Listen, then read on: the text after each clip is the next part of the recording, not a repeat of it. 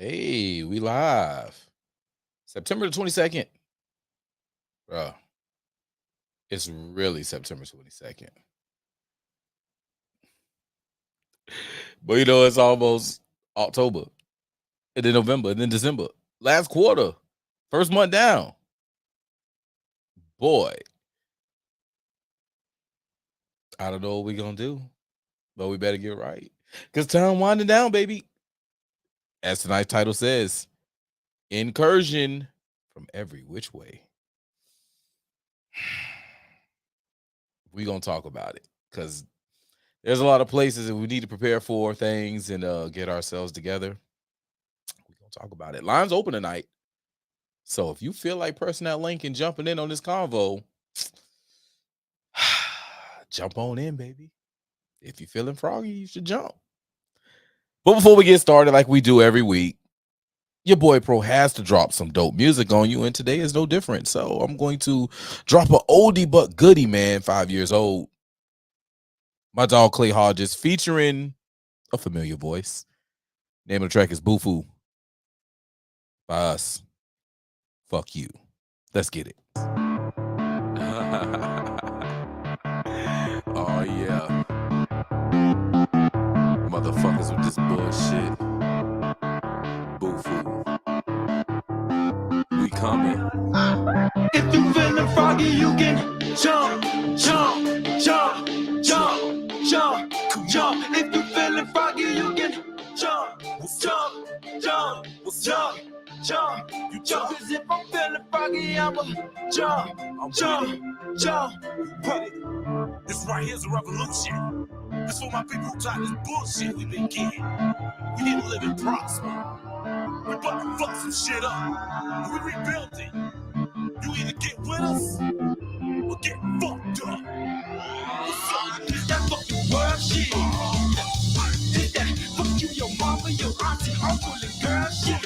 This that fucking we gon' turn up to the world end. This that fucking we gon' turn up to the world end. Like the wall of Berlin is going down, we gon' mess around and kick in the dough. If people give us a dough, you gon' get hit with the flow. We give them the ropes, they ain't been listening, so we gon' keep killing it, bro. What's giving the hope? I'ma keep giving them hope. This for my criminal folks who got in their mind. We can go give them the key. We gonna shackle their doors. We give them a voice, teaching them how to be kings and queens. We give them a choice. So present might be as a blessing, but we gonna question the system and get to the source. Seeking the destroy, keeping the void. People annoyed cause they reaping the coin by keeping us down. Teaching us fire, they want us to drown. Let me get to the point. We ain't gotta agree. We can let out his ball weapon, pushing for peace. But if you feeling froggy, you can jump, jump, jump, jump, jump, jump. If you feeling froggy, you can jump, jump, jump, jump, jump, jump. If I'm feeling froggy, I'ma jump, jump, jump. I should fuck every nigga bitch, that's fucking every nigga bitch. Nigga quit,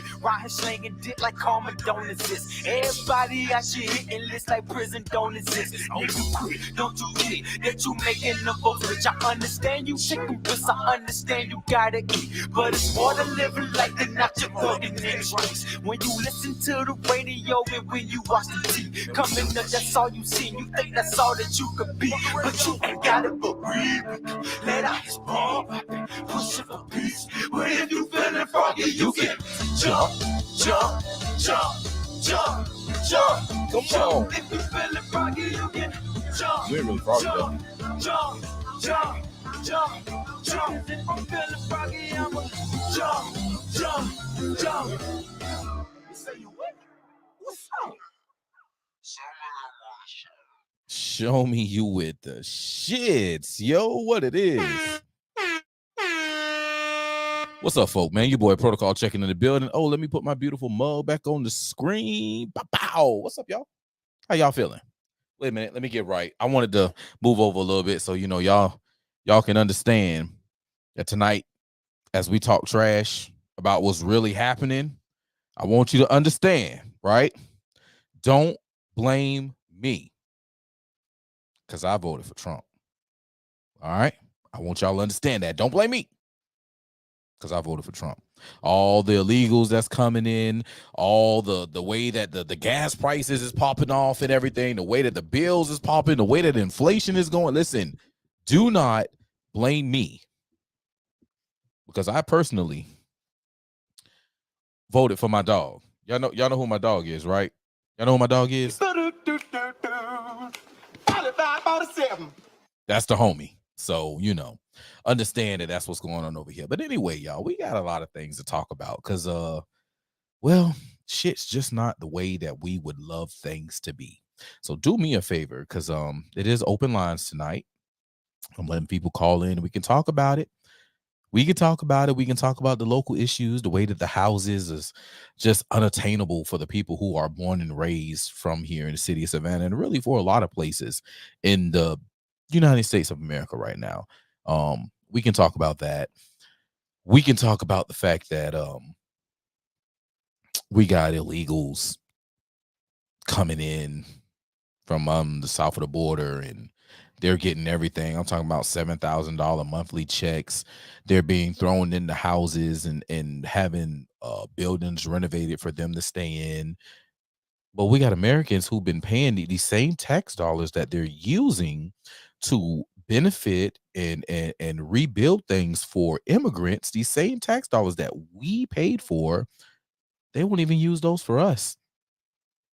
There's families living in hotels. There's single moms living in hotels with 4 or 5 kids, and they can't get housing.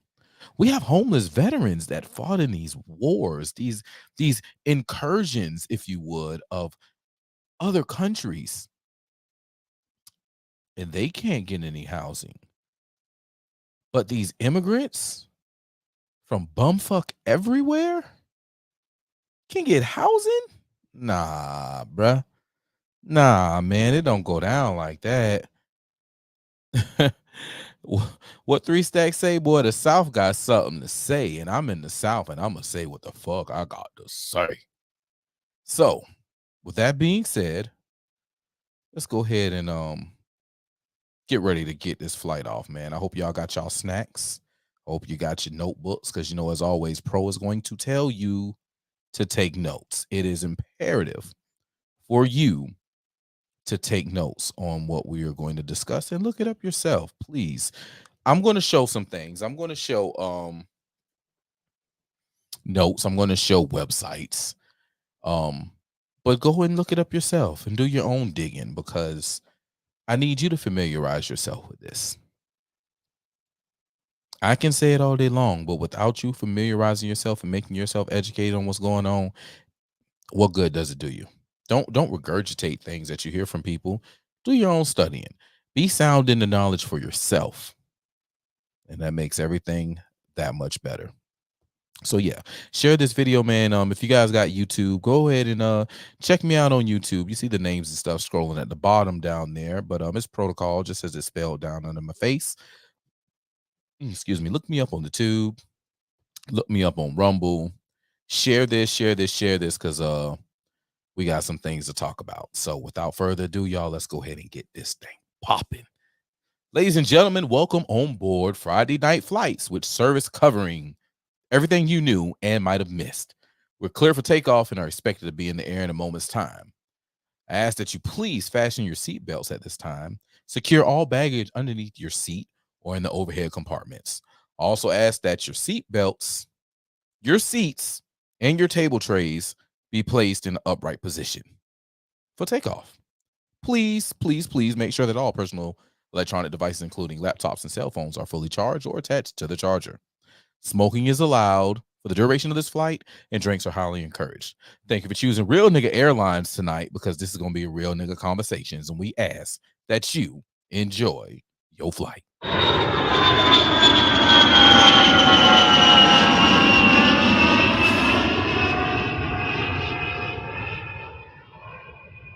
Let's go. All right, y'all. So, a lot of things, as I said, popped off this week, but what was crazy to me was that locally, because we're going to talk about the immigrants, but something happened in particular locally, something that I have been screaming about for years.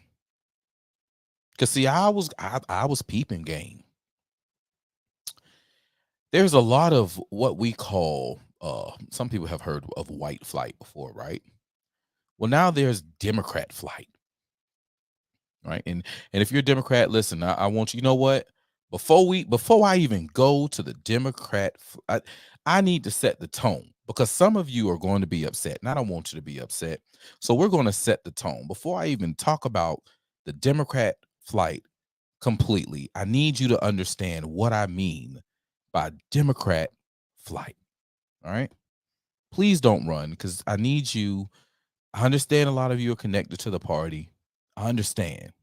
But maybe you need to hear it from a fellow, right? Maybe you don't need to hear it from me. Maybe you need to hear it from a fellow person, someone who votes along with you, because I was there.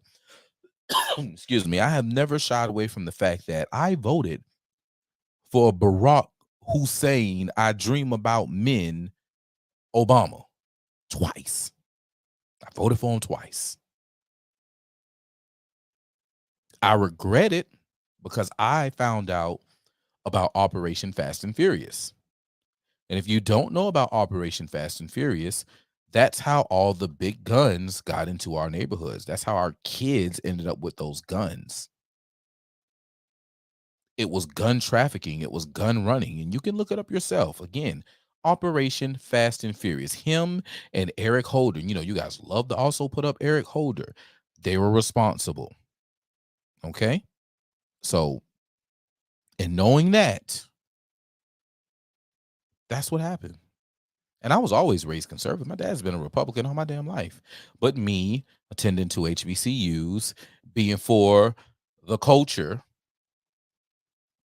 I stuck with my folk. And I still stick with my folk.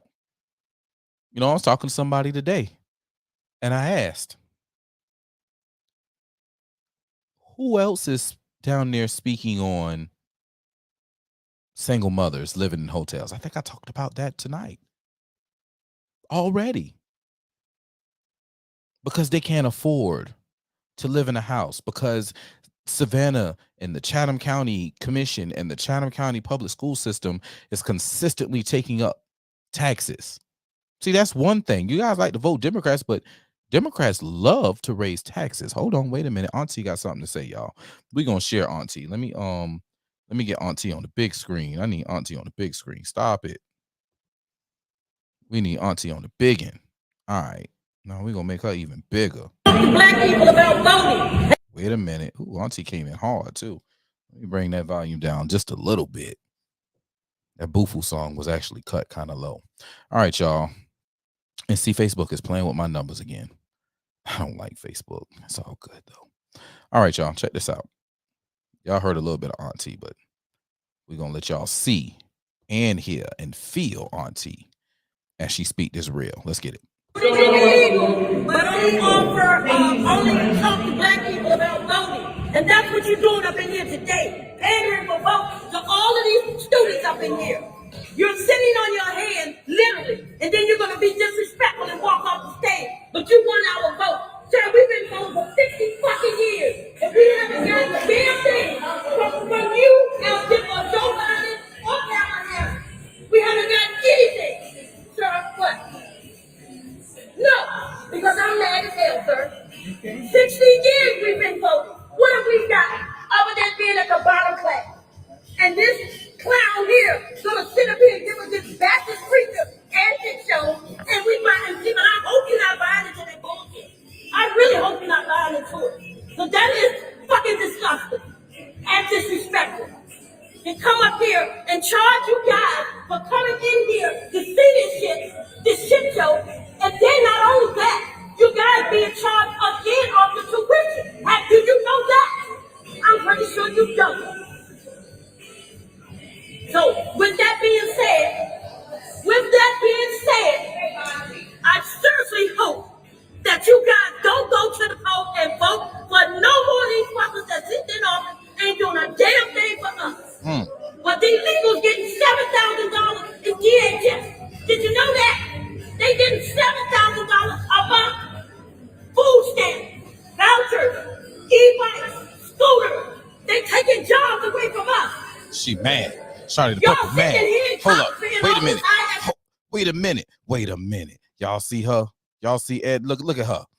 I can't believe she came in here and did that nice Democrat boy like that. Ain't gonna fix my shit talking about these people. I should say something, but she look better than me. So I ain't gonna say nothing. Miles away from us.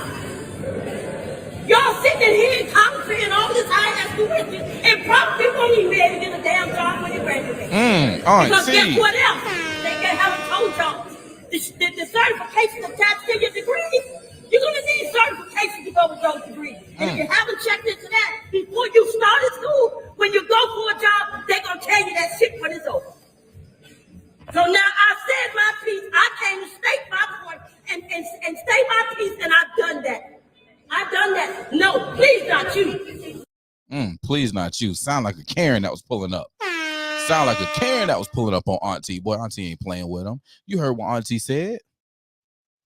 This was what's up, Miss Vanessa?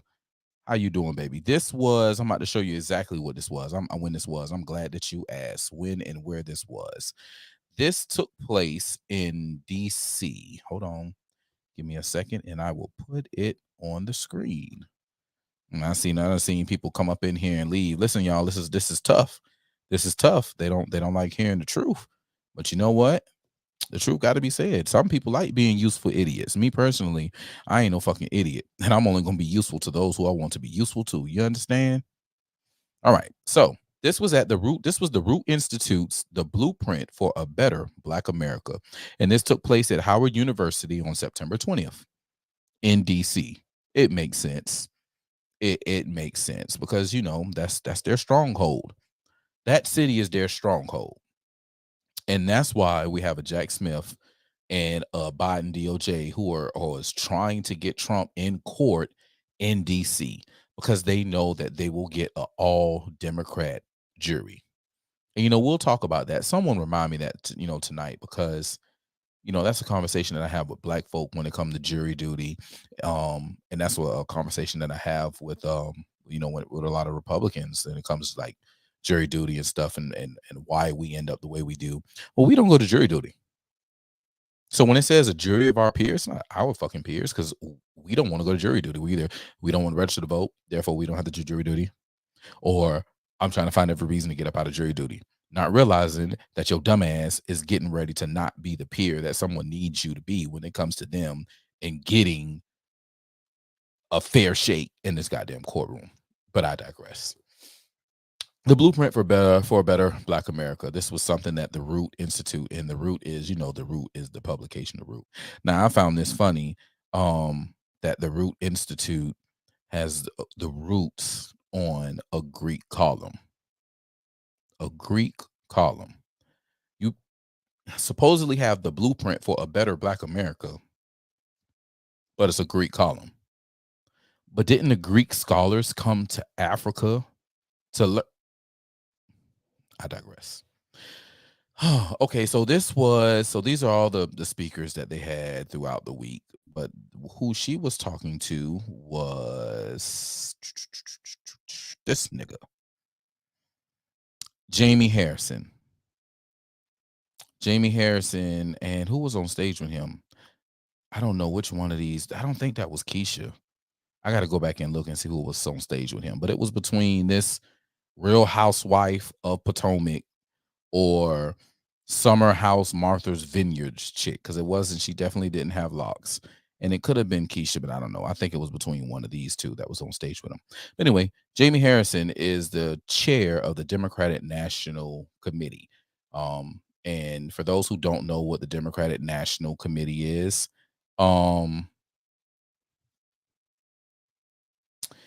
they Mike, you funny. Shouts out to Mike McCann in the building. We're going to get Mike on the show in the upcoming weeks, man.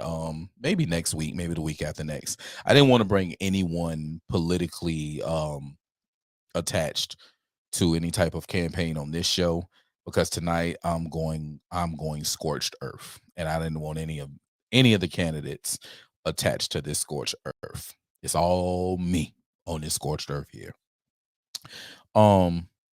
So yeah, Jamie Harrison is over the DNC. That's the people who that's the whole national committee of when it comes to everything Democrat related. He is, you probably heard the name Ronna McDonough before. That is the Republican National Committee chair. He is that person. He's taking the place of Donna Brazile and Debbie Wasserman Schultz before them. He ain't shit. He's just another puppet nigga. He's a boy. He's just another boy to do their bidding. That's all he is. And it's just what it is. Everybody can't be a man and stand on their own 2 feet and say F y'all. Some of them just got to be the boys to their particular party, Republicans and Democrats. I know a couple of Republican boys. I can tell you who ain't a Republican boy. And guess what? A lot of them don't like the fact that I'm not. But guess what? Bitch, you ain't gonna fight me. And you can't remove me. So what you gonna do? But sit back and accept it. Because I'm a real man. Or as I started this show with, I'm a real nigga. I know some people don't like that, but hey, I graduated from Beach High School.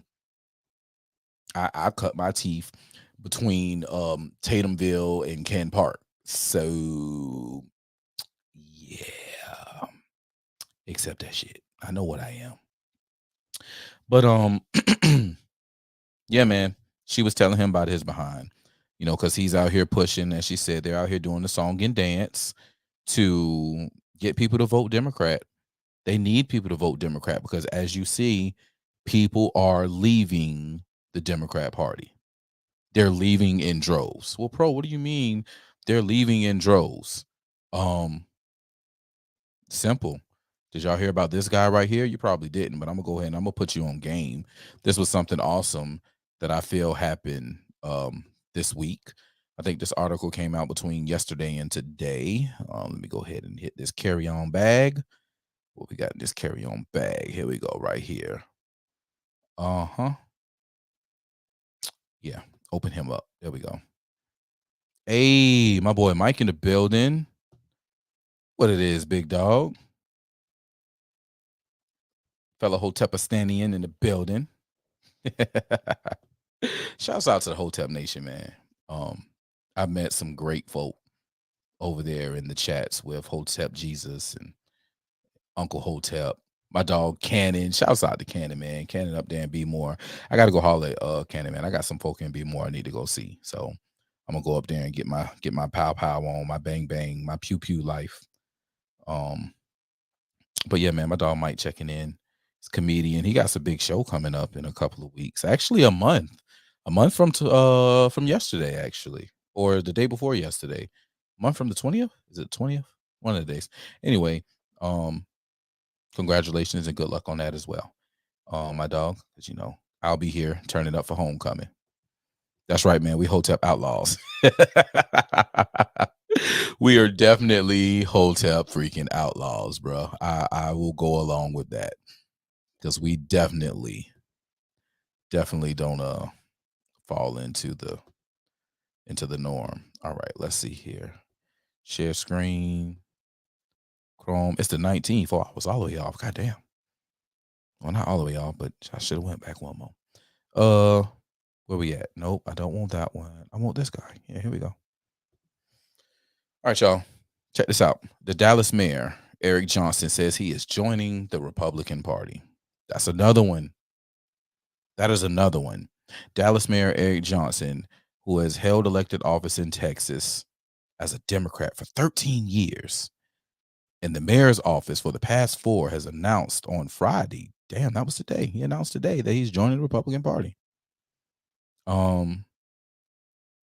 Explained decision is he's excoriated local Democrats for virtue signaling and things that make for good headlines, but not for safer, stronger, and vibrant cities. And as conservatives across the country rail on Democrats for failing to properly police cities, he also propped up his record for public safety and controlling crime. The future of America's great urban centers depend on the willingness of the nation's mayors to champion law and order and to practice fiscal conservatism. I mean, when it comes down to it, man, being conservative kind of, it plays off better as far as principles, morals, Only one party is actually stressing, hey, we need to say God. We need to speak on God. We need to put the Christ back in Christmas. We need God back in this family and the structure, and God into the, like, that is the moral balance. And then, for my black folk, we love God. We love us some Jesus, and we love us some communal Sundays, and we love us some choirs. We love everything about it. So why is it that we continuously vote and stand for a party that does not want to utter the name God? I don't understand it. I have yet to understand it yet. You know what? Let me put this in the comments. Again, y'all, I told y'all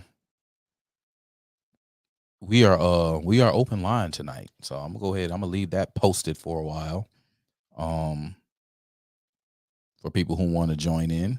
There it is right there. StreamYard.com/TS5J, the number 4, JVYBT. Or just go on to YouTube comments and click on it, and you feel like jumping in, jump in. So we have the Democrat flight that's happening. It's so bad in these cities to where people are leaving the Democrat Party in Democrat ran areas in droves. The problem is these people are so stuck on stupid, they're still going to vote for Democrat policies wherever they move. So essentially, they're living somewhere, they're voting and living and voting and putting Democrats in power, and then they're getting tired of it and they're moving somewhere else, and they're registering to vote, and they're voting, and they're moving there because life is good, not realizing that, hey, it's probably a conservative city. Hey, it's probably a conservative state. You may want to vote along the lines of what the people were voting in order to be as good as what you moved to, but they're not doing that because they're coming in numbers and they're voting the same way they've been voting, and then it's turning it into the same place in which they just left. I see these people don't care about you. They don't care about you because they're getting their pockets lined. Understand, if the Democrats truly cared about fixing anything in any of these cities, they would be fixed by now because they've been in power long enough for them to be fixed. But see, if they fix those problems, then you have no more need to vote for them. Because see, that's how they get in office. They get in office by there being a problem, and they run on the problem, and then you vote them in based on the problem, and then now they're just there forever. Case in point, Savannah's mayor. At the end of this year, it'll be 20 years that he has served in the city of Savannah's government as far as on council.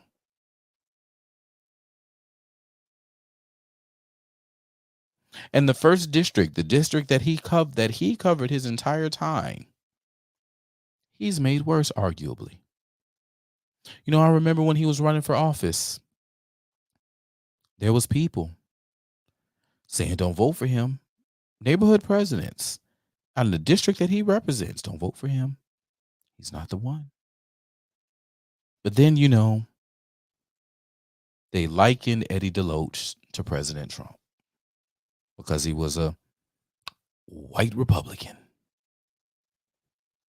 Oh, he's a bad one, y'all. We don't know. We're not going to elect him no more. We need Savan Johnson as the mayor. We need the black man mayor. Not realizing that his butt is for sale. Literally. Whoever coming with the money, he playing funny. Selling us up the creek along the way. We need to check that. We need a nice balance. And there's people who are coming with the balance, but we need to get right. And we can't be lockstep voting for these people just for colors. Just for colors. Tito in this thing. Tito asked me a question. Tito says, why do you believe in Trump?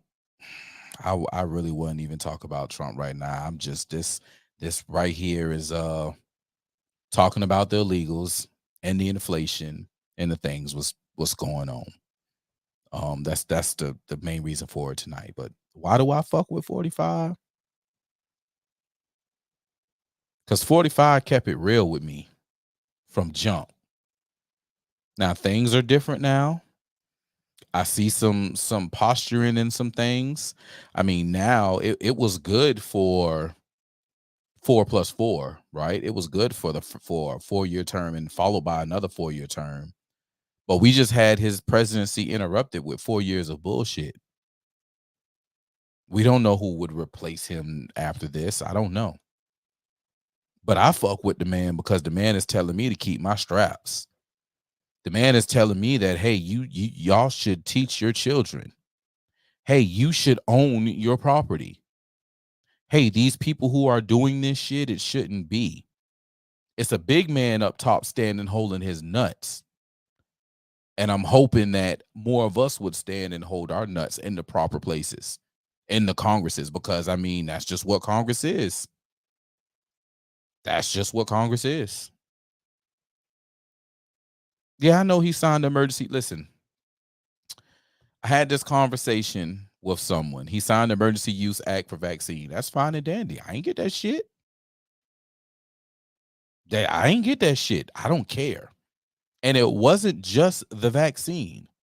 There was a lot of things that he authorized to be used. But the problem is people gravitated to that vaccine. Yo mama, auntie, cousin, sister, grandma, church mama, somebody was not going to take their black asses out the house until a vaccine came about. They just wasn't going to do it. And if that's the faith that they needed for that shit to open back up, then what the fuck ever. What the fuck ever. It ain't in my arm. And they ain't mandate me to get it. And I didn't get it. And I look at people sideways who did get it. To me, that was a ploy. And I'm perfectly fine if that was to get us back out the house. I'm perfectly fine with that if that's what got us back out the house, if that got what got us back to work, if that's what got us to start getting, you know what I'm saying, these kids, not just our own kids, but the rest of these kids back into some type of stable structure, whatever that happened to look like. It's just we got put in that position. We got trapped into that position to where we had this worldwide pandemic and something had to happen. I'm actually glad he did a warp speed and forced it to where, okay, we open back up. It is what it is. Hey, you in your own personal belief, bro.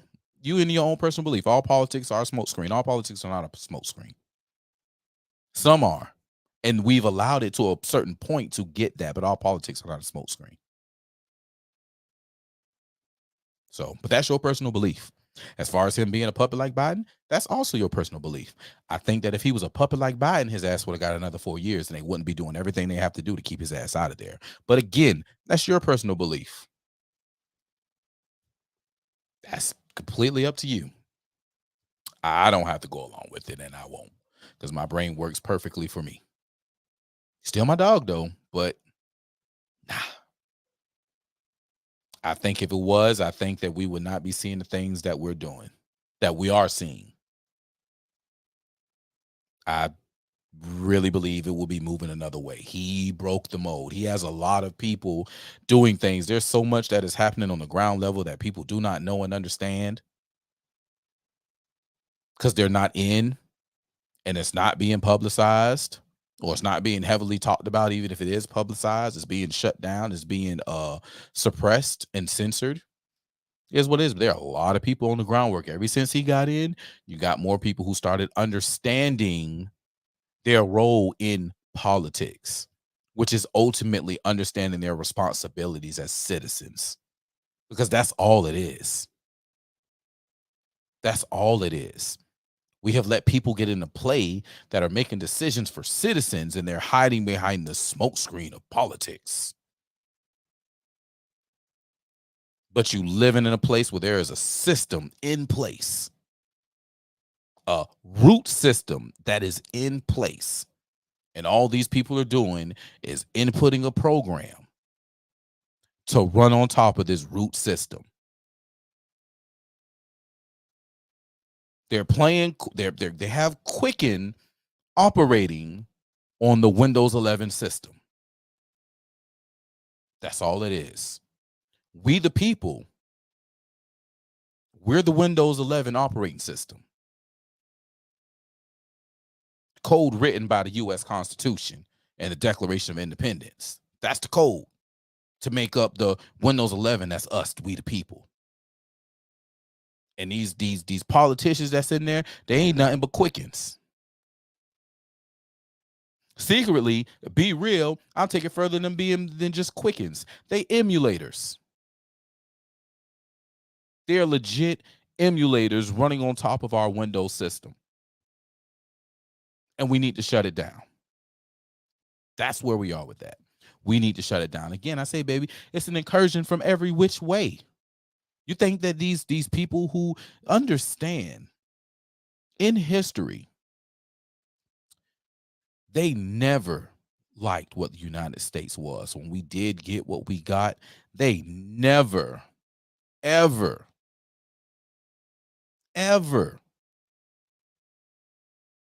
wanted what the United States was. Wait, the people got what? They can take care of their own. They can do what? Whoa. Wait a minute.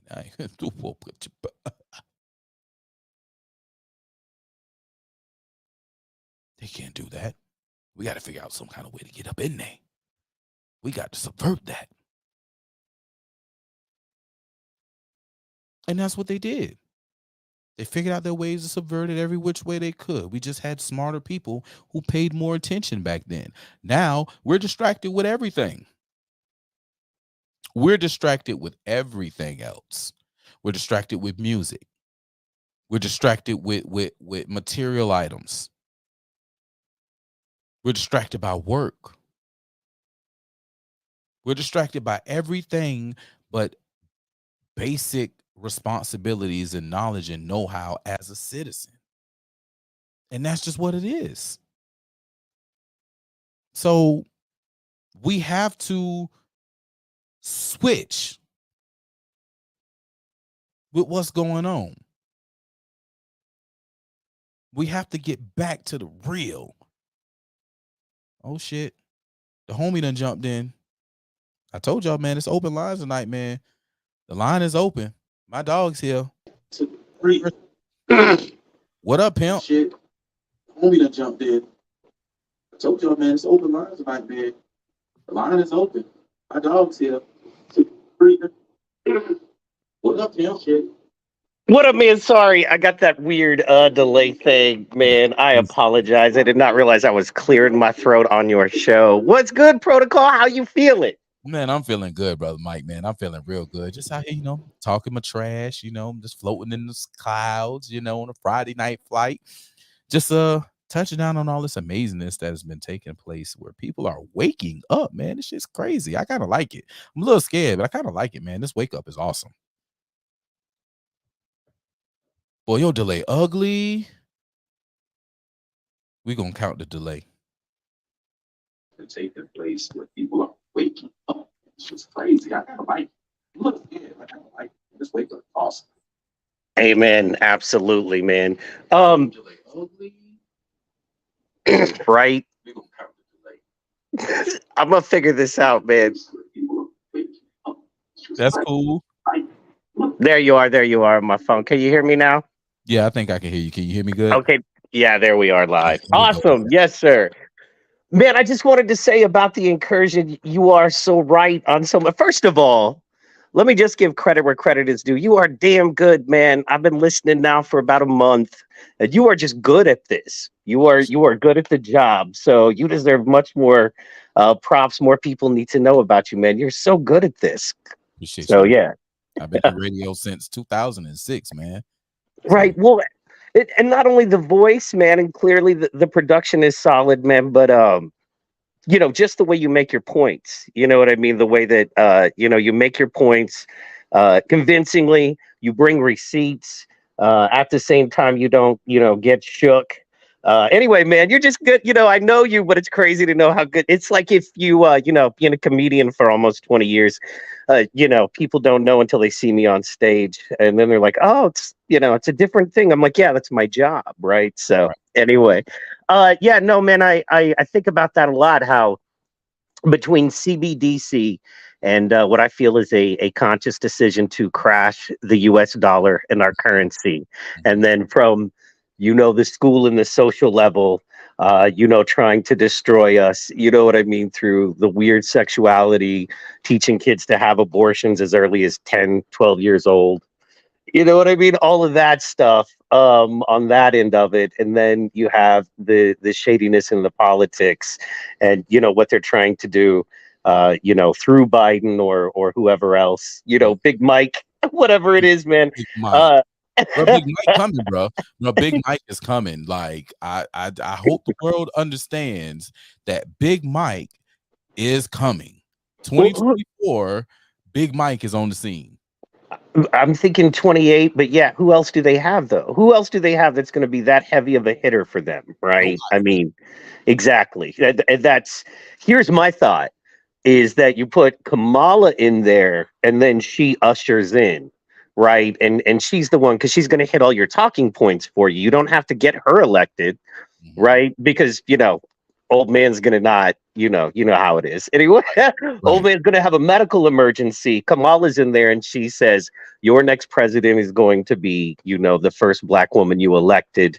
While it's been an honor and I've done so great, now we gotta, get Big Mike in. And I think that's their plan. So and honestly, bro, unless we get Trump in, I'm genuinely concerned. And I'm not saying he's the be all end all and the fix it, of every problem. I don't think any man is at this point, but I feel like he's our last best option, right? So I don't think any man is, right? Hear me. I don't think any man is, but I think we as men, as a collective, I think we are. And having a strong-willed guy like him who's at the wheel, because now at this point, he's a lame duck. He's straight scorched earth at this point. And like I know that motherfucker's going to scorch the earth. Not scorch, he's going to scorch the earth when he comes through. And that's just for J6 alone. I want people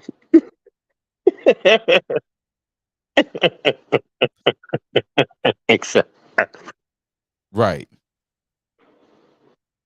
It has to. It has to. You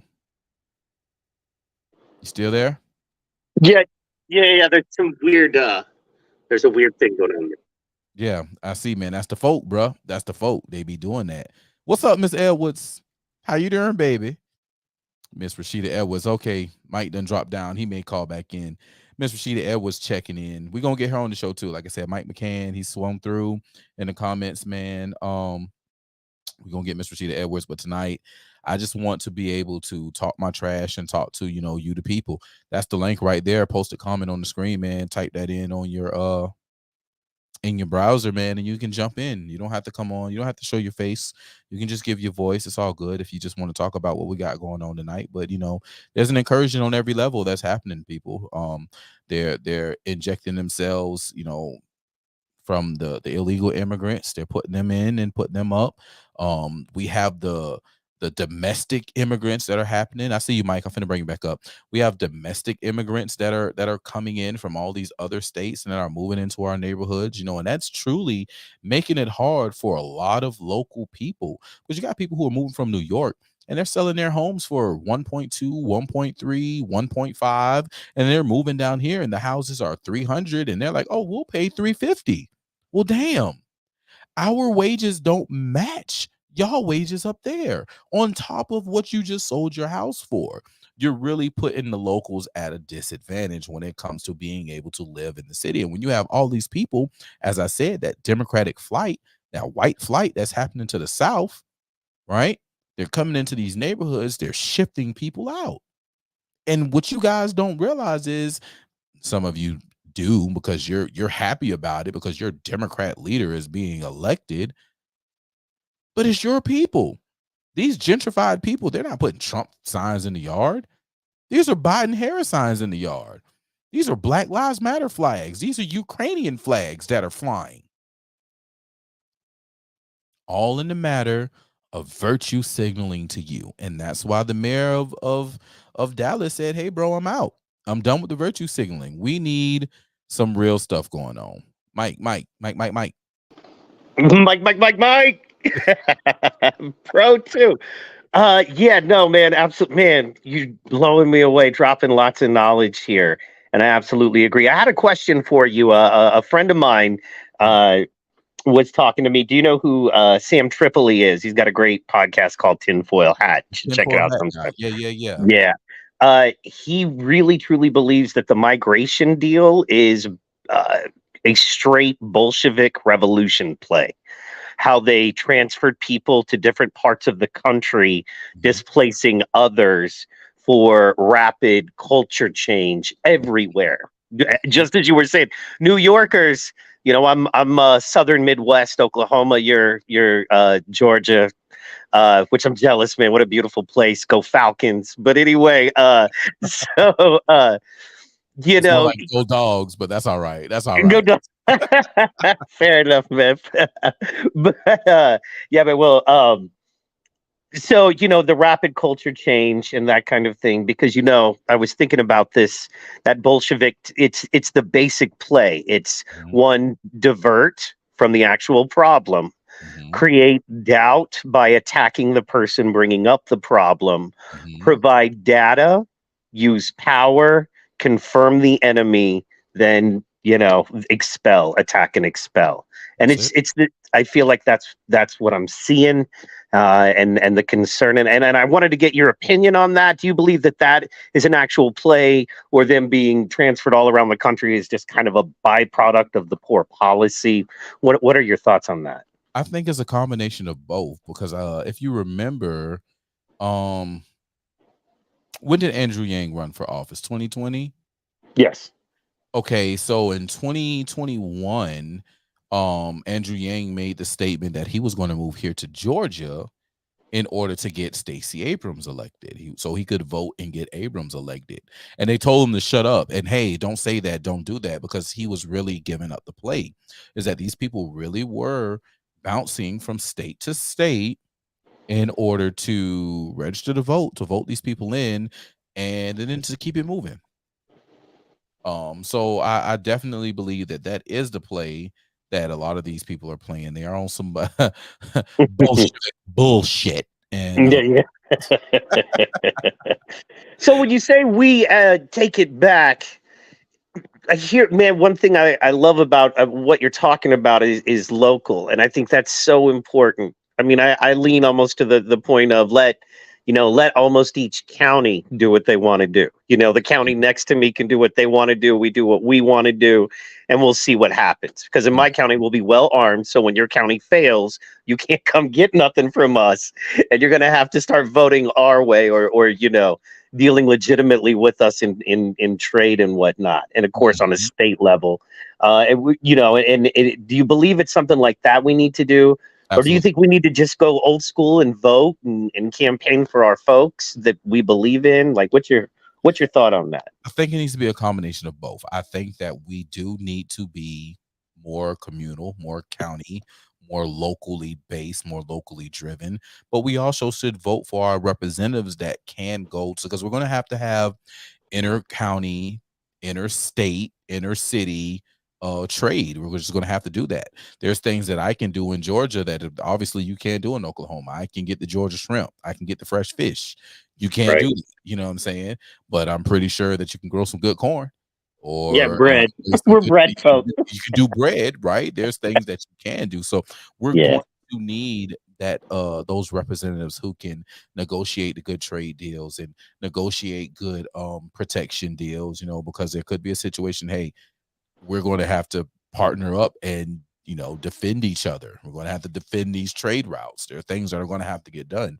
So I think it has to be a little bit of both to get back. Not to interrupt, but it brings me to my next question. I didn't mean to turn this into an interview Oh, you're good. about You're you good. on your show, but Yeah. you got so much good knowledge. As you know, us, originally meeting in the Hotep Nation, he loves to talk about, or there's a lot of talk about, and I know you've mentioned it to the CBDC, and Mhm. that's fair. What nobody talks about though is the yin to that yang, right? There's already an undercurrent in a black market, right? And we just use US dollars. But there's a lot of people, the immigrants, for instance, the millions of immigrants, the people that are doing, dirt underneath you. You take that paper money representation of value and you extract it from that system.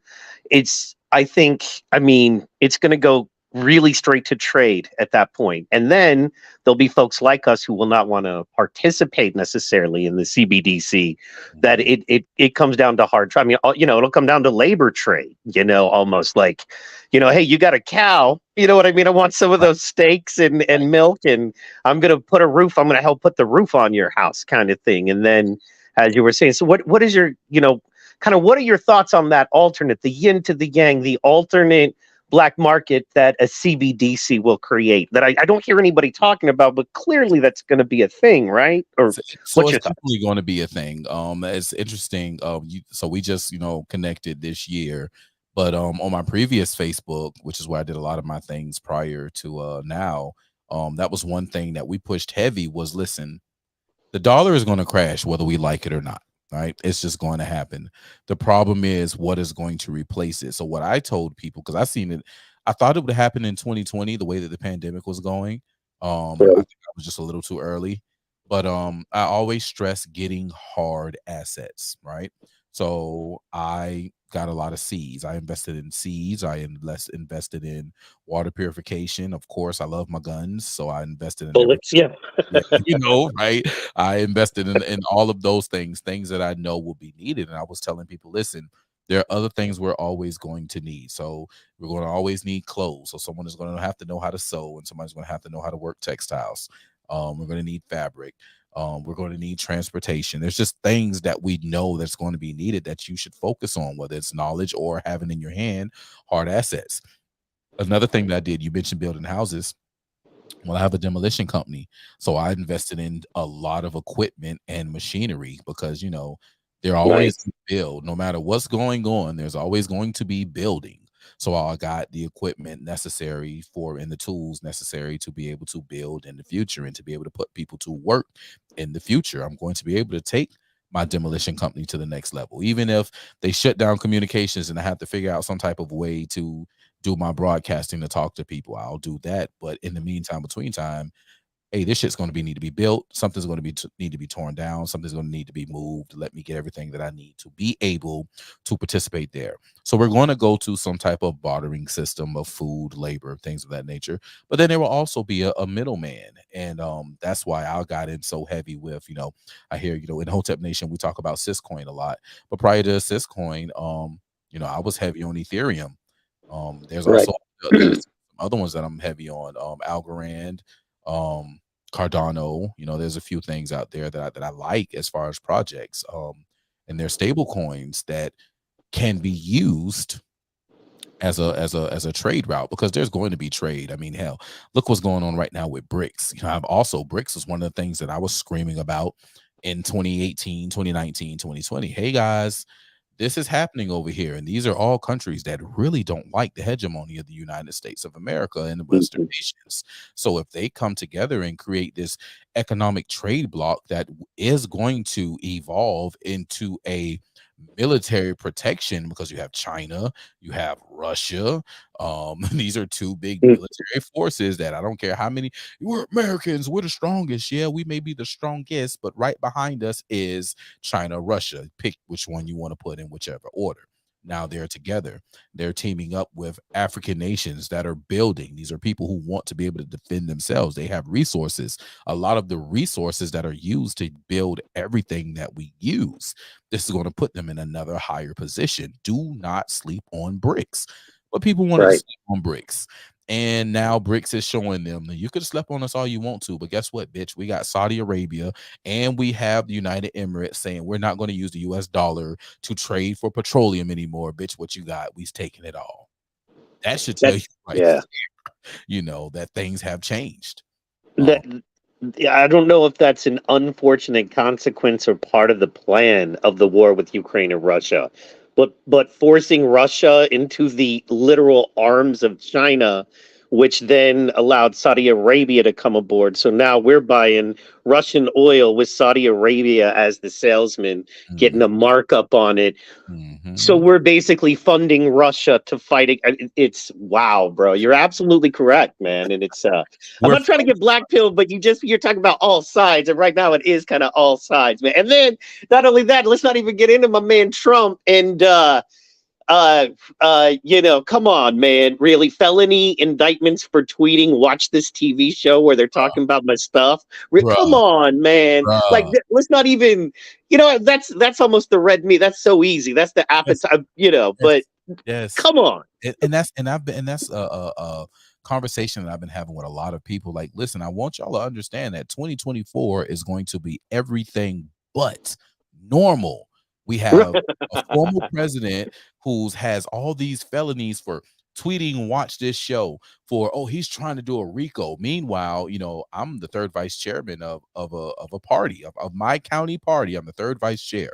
So I understand the moves of the party and getting your delegates and everything in line, even to the point to where this is a contested election. So since this election is contested, I have to finish my paperwork. I have to put my delegates in place, because if it just so happens that it's overturned and it does go my way, these people need to be ready to move. If I don't do this within these deadlines, then these people, even though they overturned it to me, they just went on the default because I didn't do my paperwork.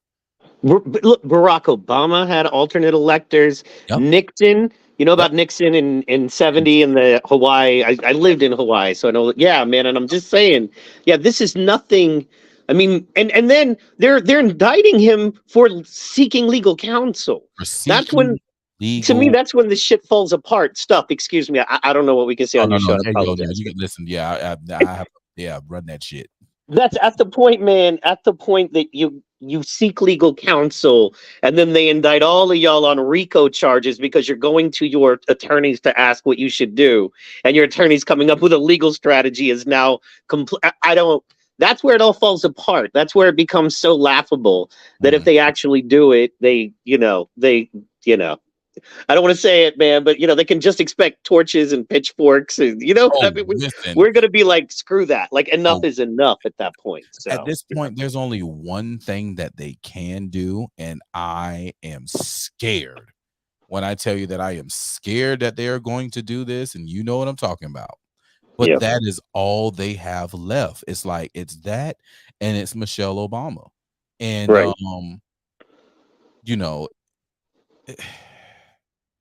it's just so scary. Well, and that's one thing I wanted to ask you about your thoughts on, which is kind of a side quest, if you will, a little bit. But it's so much easier to be left than it is to be right, because they kind of unite. Whether they would say it or not, ultimately they unite under Marxism. It's real simple. It's one idea, one thought, one way to march. You can, click your TV on, log into your favorite social network, and your marching orders are there. The words are there. Be offended and call anybody awful that's not that. And you win, and boom. And with us, man, you got such a big tent. Now, as you were saying at the kickoff of your show, a lot of people are coming over, and I think the Democrats, that you see in the, in the political spectrum, they're doing that to represent people. Ultimately, at the end of the day, they want to stay where they're at doing what they do.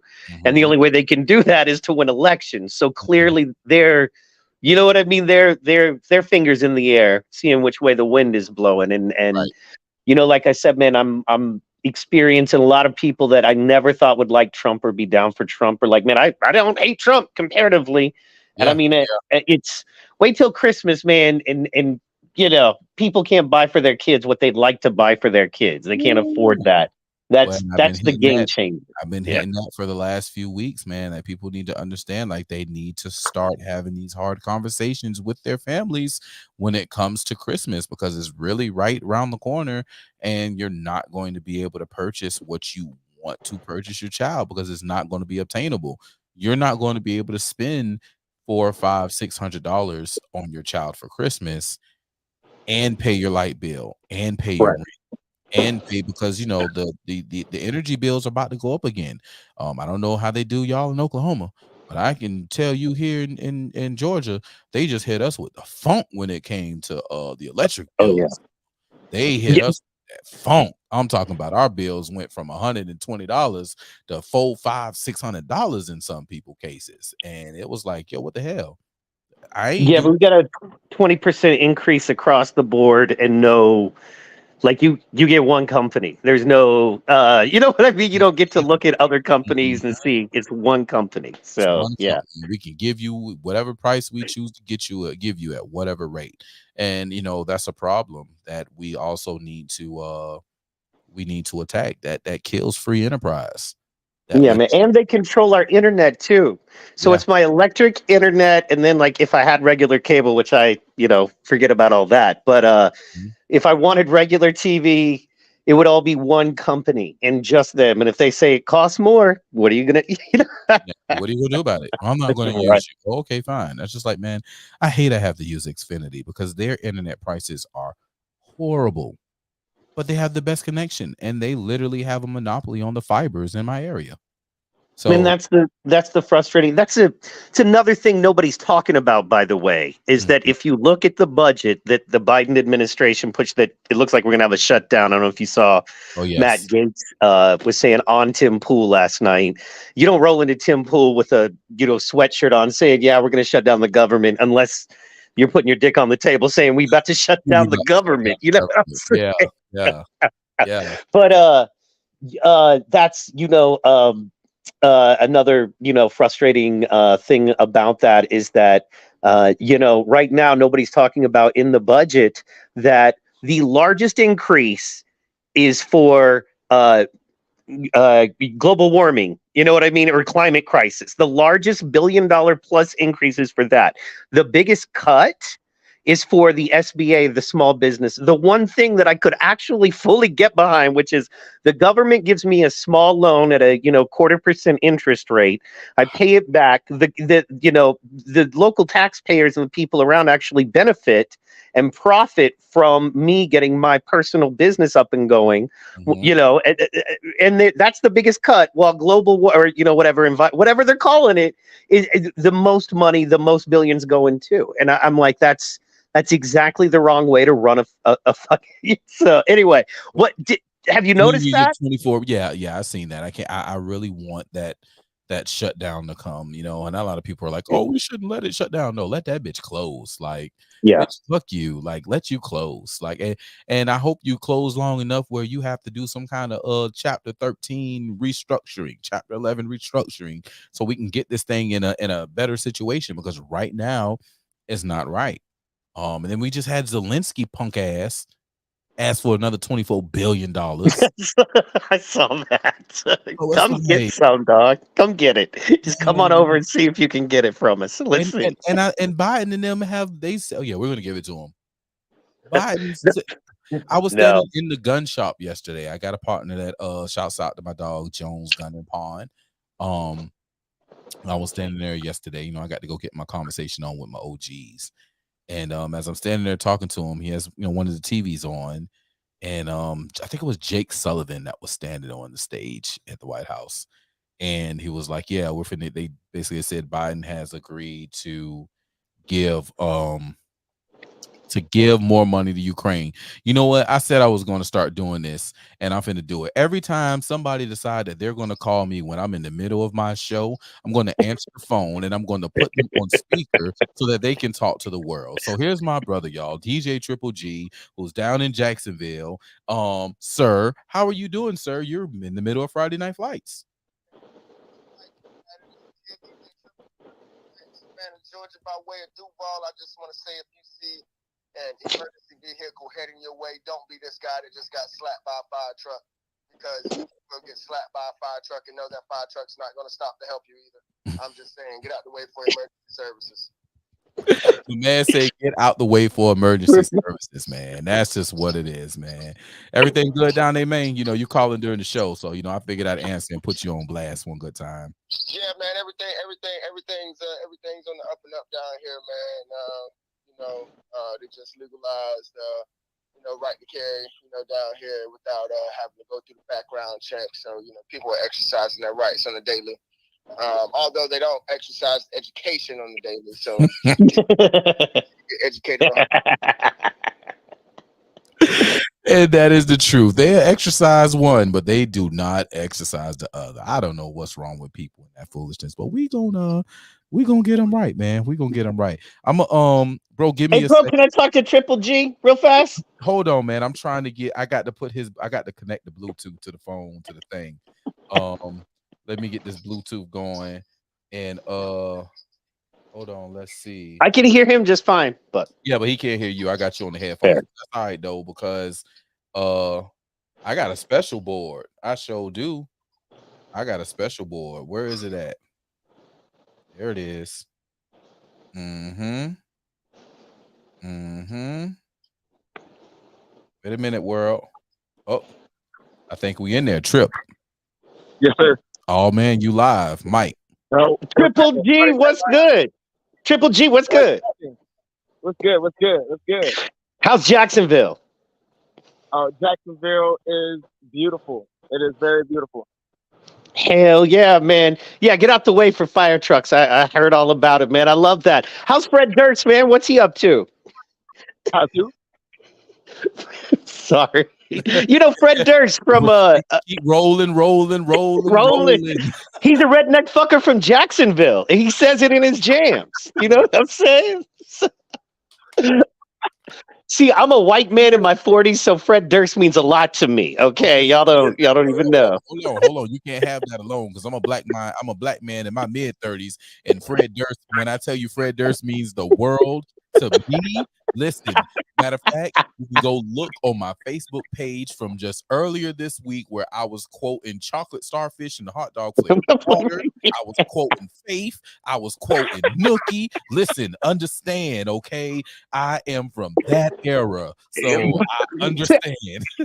But you got Luda, right? Luda's from Atlanta, right? Ludacris from Atlanta. Well, he's not from Atlanta, but he Atlanta did adopt him. Yes, he claims the A, but man, he's one of the best, man. I'm mad at Fast and Furious because they took him away from making records. Because Fast and Furious is easy, you know what I mean? You show up at a green screen and you're like, whoa, and then they write you a check for $10 million. Making hit records is hard, you know. So. Well, I mean, from the new commercial, all he has to do is just eat some Jiffy peanut butter and some Jif peanut butter. Excuse me. And there's another $500,000 right there. There it is. Yeah, man. Oh, I love him, man. I'm So Hood. The remix, DJ Khaled, is one of the hardest songs ever for a verse of his. Man, I love that. Man, I live that verse in my life. You know what I mean? So should have been on the original version, but this is the remix. Anyway, yeah. I'm with it. So. Yeah, it is. That, but hey, man, his money's so long. Shit. Janet Jackson came here on 4/21, 4/19 or 4/21. It was around 4/20. 4/19. Was it 4/19? Yeah, I think it was the day before 4/20. And Ludacris was on the ticket with Janet Jackson, man. Nice. Hey, he's getting that money. That was almost sold out show, wasn't it? Yeah, just about. I think they only had I don't even think they had 20 tickets left. Well, man, if he lives around there, how nice is it, man? Like, he calls Uber Black, it picks him up, he goes, he spends 4 hours at the arena, picks up a check for $500,000 and then, has a drink with Janet Jackson and goes home, man. That's a good life. That's a good, put me on that, Pro 2 call. Put me on that, man. It ain't that easy. It is not that easy. I wish I was there. It is not that easy, bro. Listen, I think I had to choose between that life and this life. I mean, tour life was fun. Yeah. But you don't. Yeah, you don't know this about me, man. But I've made a living as a comedian. In fact, I just pulled off the road for my come out of retirement tour Okay. last year, man. But for like 10 years, I toured in LA. I had a show in Hawaii and stuff, and yeah, man. So I definitely know about that road life, but on the comic end of it more so. So yeah. Yeah, we're gonna get your ass on a bus or a plane to Savannah. We're trying to do something with this community, with this comedy here. We got a lot of good comedians in Savannah. Yeah, Georgia's a hot temp, man. Georgia's always been a hot creative place, man. Like, that's, man. I've only been through Savannah like once, but I've been to Atlanta a couple times, man. And there's just so much creativity there. It's believe it or not, Atlanta kind of reminds me of Houston in that there's so much amazing shit going on, but it's just kind of its own thing, though. You know what I mean? If that makes sense in a way. So yeah. Well, it makes perfect sense, and that's why I get mad when be like, "Yeah, I'm in Savannah." Oh yeah, how's Atlanta? I'm not in Atlanta. I'm in Savannah. They're 4 hours away. Oh, okay, cool. Or yeah, I'm from Georgia. Oh yeah, you in Atlanta? How's that? No, I'm from Georgia. Matter of fact, I'm from Georgia because Georgia started in Savannah. There's no Savannah. There will be no Georgia. I'm from Georgia. How big is Savannah? Like, what's the population? Last I checked, we were somewhere around the 300,000 range in the city itself. But we have outside cities, so we're now hitting like that 500,000 range with the outside cities that's around us. That's the perfect people, perfect amount of people. You got enough to do cool culture stuff, but not so big that it's just miserable. And we close. The locals are trying to stress that we close. Don't move here. Go somewhere else, right? Because I'm like, Savannah is literally a city that literally the size is everything is 15 minutes away. And the way that our highways and our byways are set up, everything is 15 minutes away. Should be without traffic. It's not that at 8 o'clock in the morning when everybody is coming from the outskirts trying to come in the city to work. It's not like that at 5, 6, 7 o'clock in the evening when everyone is leaving from the city and trying to go back home to the outskirts. It sucks. We closed, y'all. We closed. It's been real. Bye-bye. Right. Go home. Go somewhere else. And that's one of the things, that I was hitting on, with the show being the title, with the excursion, they're coming from every which way. We have the out-of-towners that are really moving in, and it's no longer the Savannah that I or Trip grew up in. They are changing things left and right to conform to whatever it is that they come from. And it's like, that's not Savannah, people. Is Savannah a college town? Is that a big university over there? So we actually have 3 big universities now.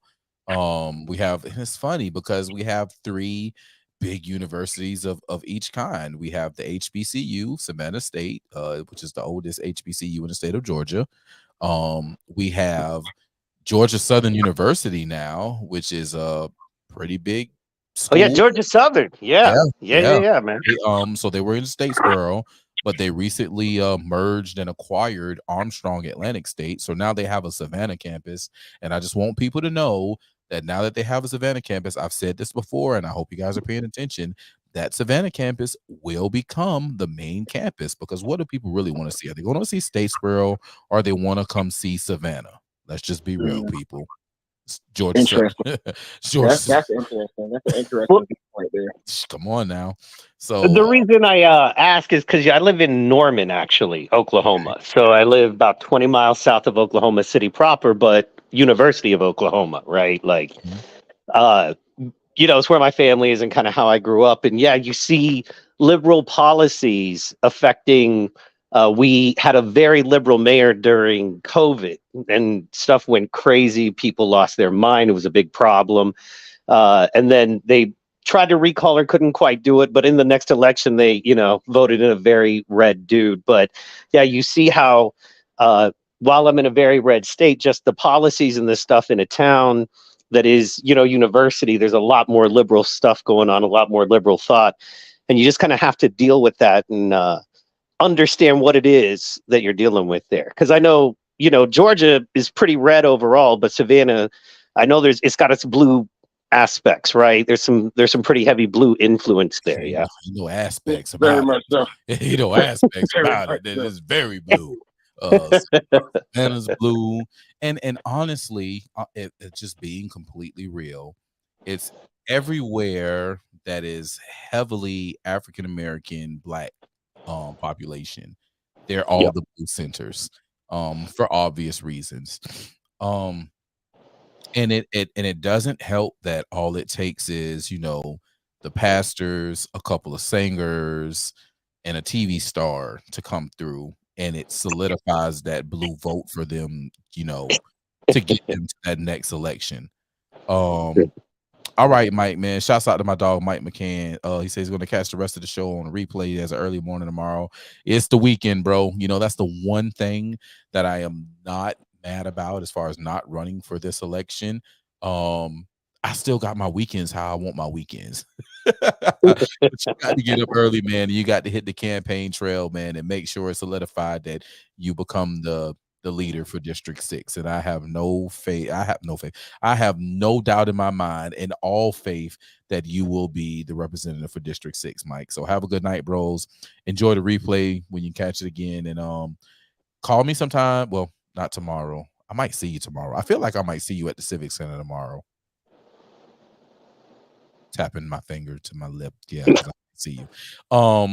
Anyway, hit me this weekend and let's go ahead and get you scheduled to get you on the show, and let's talk about it. So yeah, Mike McCann, y'all. That's my dog. But yeah, man. I got a question for the world. You got what's up, Trip? I got a question for the world. You got a question for the world. All right, world. Here's a question, and it's coming from Nightwing. What's up?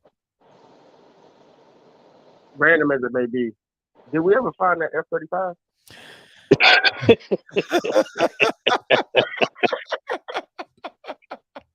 Did we?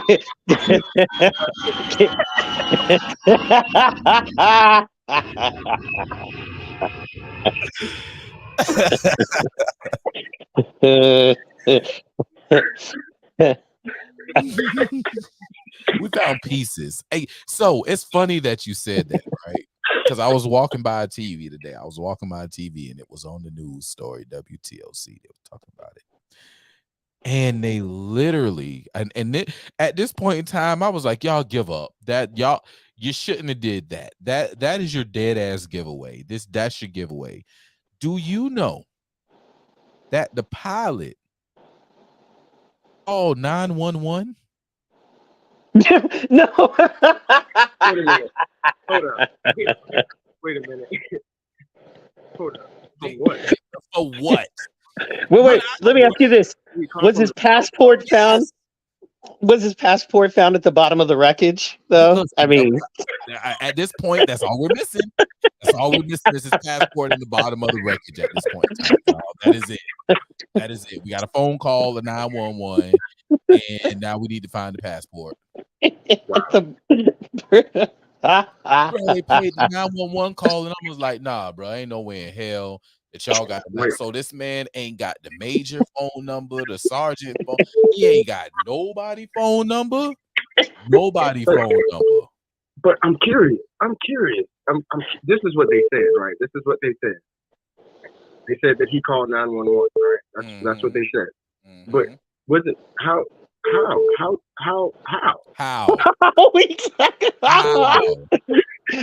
You feel like the man would have his hands full, you know what I'm saying? He walked to Walmart.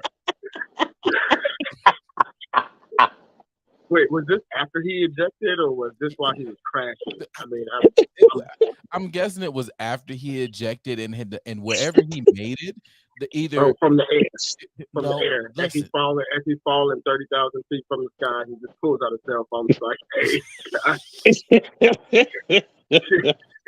hey, y'all! I want to say thank you for taking the call. I got to get out of here. I want to say thank you so much for taking the call, man.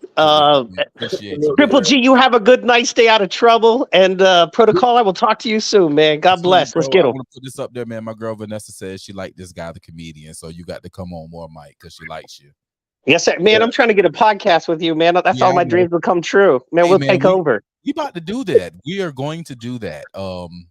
We kind of did a test run on how this worked, but we're going to connect the other system and make some shit fly. So let's see what we can do Sunday. Let's Yes, try and sir. do a test run on Sunday. Yes, sir. All right. Thank you so much. Hold up and God Bill, bless man. Triple G. Thank y'all. All right. Bye-bye. Yeah. Oh, man. Shouts out to Oklahoma. Shouts out to Oklahoma, bro, man. It's crazy. It's mad out here. But you know what? I'm ready. I'm ready for 1 month from today. Oh, that boy's birthday. Boy, listen, a whole 555 in this thing. You feel me? Whole 555 in this thing. More importantly, I'm gonna be ready to recover from homecoming because you know homecoming is the day before. So you know it's going down. Your boy Triple G will be in the city. Uh-oh. One night only. Uh-oh. I said your boy Triple G will be in the Seaport one night only. Uh-oh. Wait a minute. Y'all heard Let's it. get it. It's going down. It's gonna be lit. It's gonna be lit. My friend, she just dodged a bullet now because of you, but she also just did what you just did. What's that? Called during the show. She dodged a bullet. She dodged a bullet. Cause listen. And I got the Bluetooth. Listen, dodged the bullet. But yeah, man. A lot of great things happening in the city, man. I see a lot of people waking up, at least trying to wake up. I just hope they don't get their, it's going to be hard for them to part ways with the Democrat Party. But they're going to have to in order to save themselves. And I'm not telling you, I mean, I would like for you to deal more conservatively and come on over here to the conservative side with your boy. But some people aren't going to do that. They just stuck on crazy. But at least vote for a better person that's going to be a better steward to what you want out of life. I'm just saying. If that sounds like it's too much for you or something that you feel like you can get with, man, come on, man. They go to, y'all see the link right there on the screen. StreamYard.com/ those letters and those numbers. TS, the number 5, the letter J, the number 4, JVYBT. Come on in here, man. Jumping in on this conversation. In the meantime, between time, I wish you could see the screen trip, but you called in, so it is what it is. We're gonna go back in this carry-on bag. Let me see what else we got. Let me see what else I got for y'all. Oh, yeah, man, my bad. I'm in the kitchen whipping up this chicken and this mac and cheese. Oh man, I had turkey browns and turkey wings and mac and cheese. Man, I know it's gonna be pretty late. Yeah, we had turkey yesterday, boy. This 2-year-old, man. Hey, be nice, y'all. Be nice to people, okay? You gotta be nice to people. Everybody you meet, be nice to them, because you don't know who lost the battle with a 2-year-old today. Okay, all right. So shout out to all the parents. All right. Listen, these 2-year-olds will definitely take you out the game. What? I'm just saying.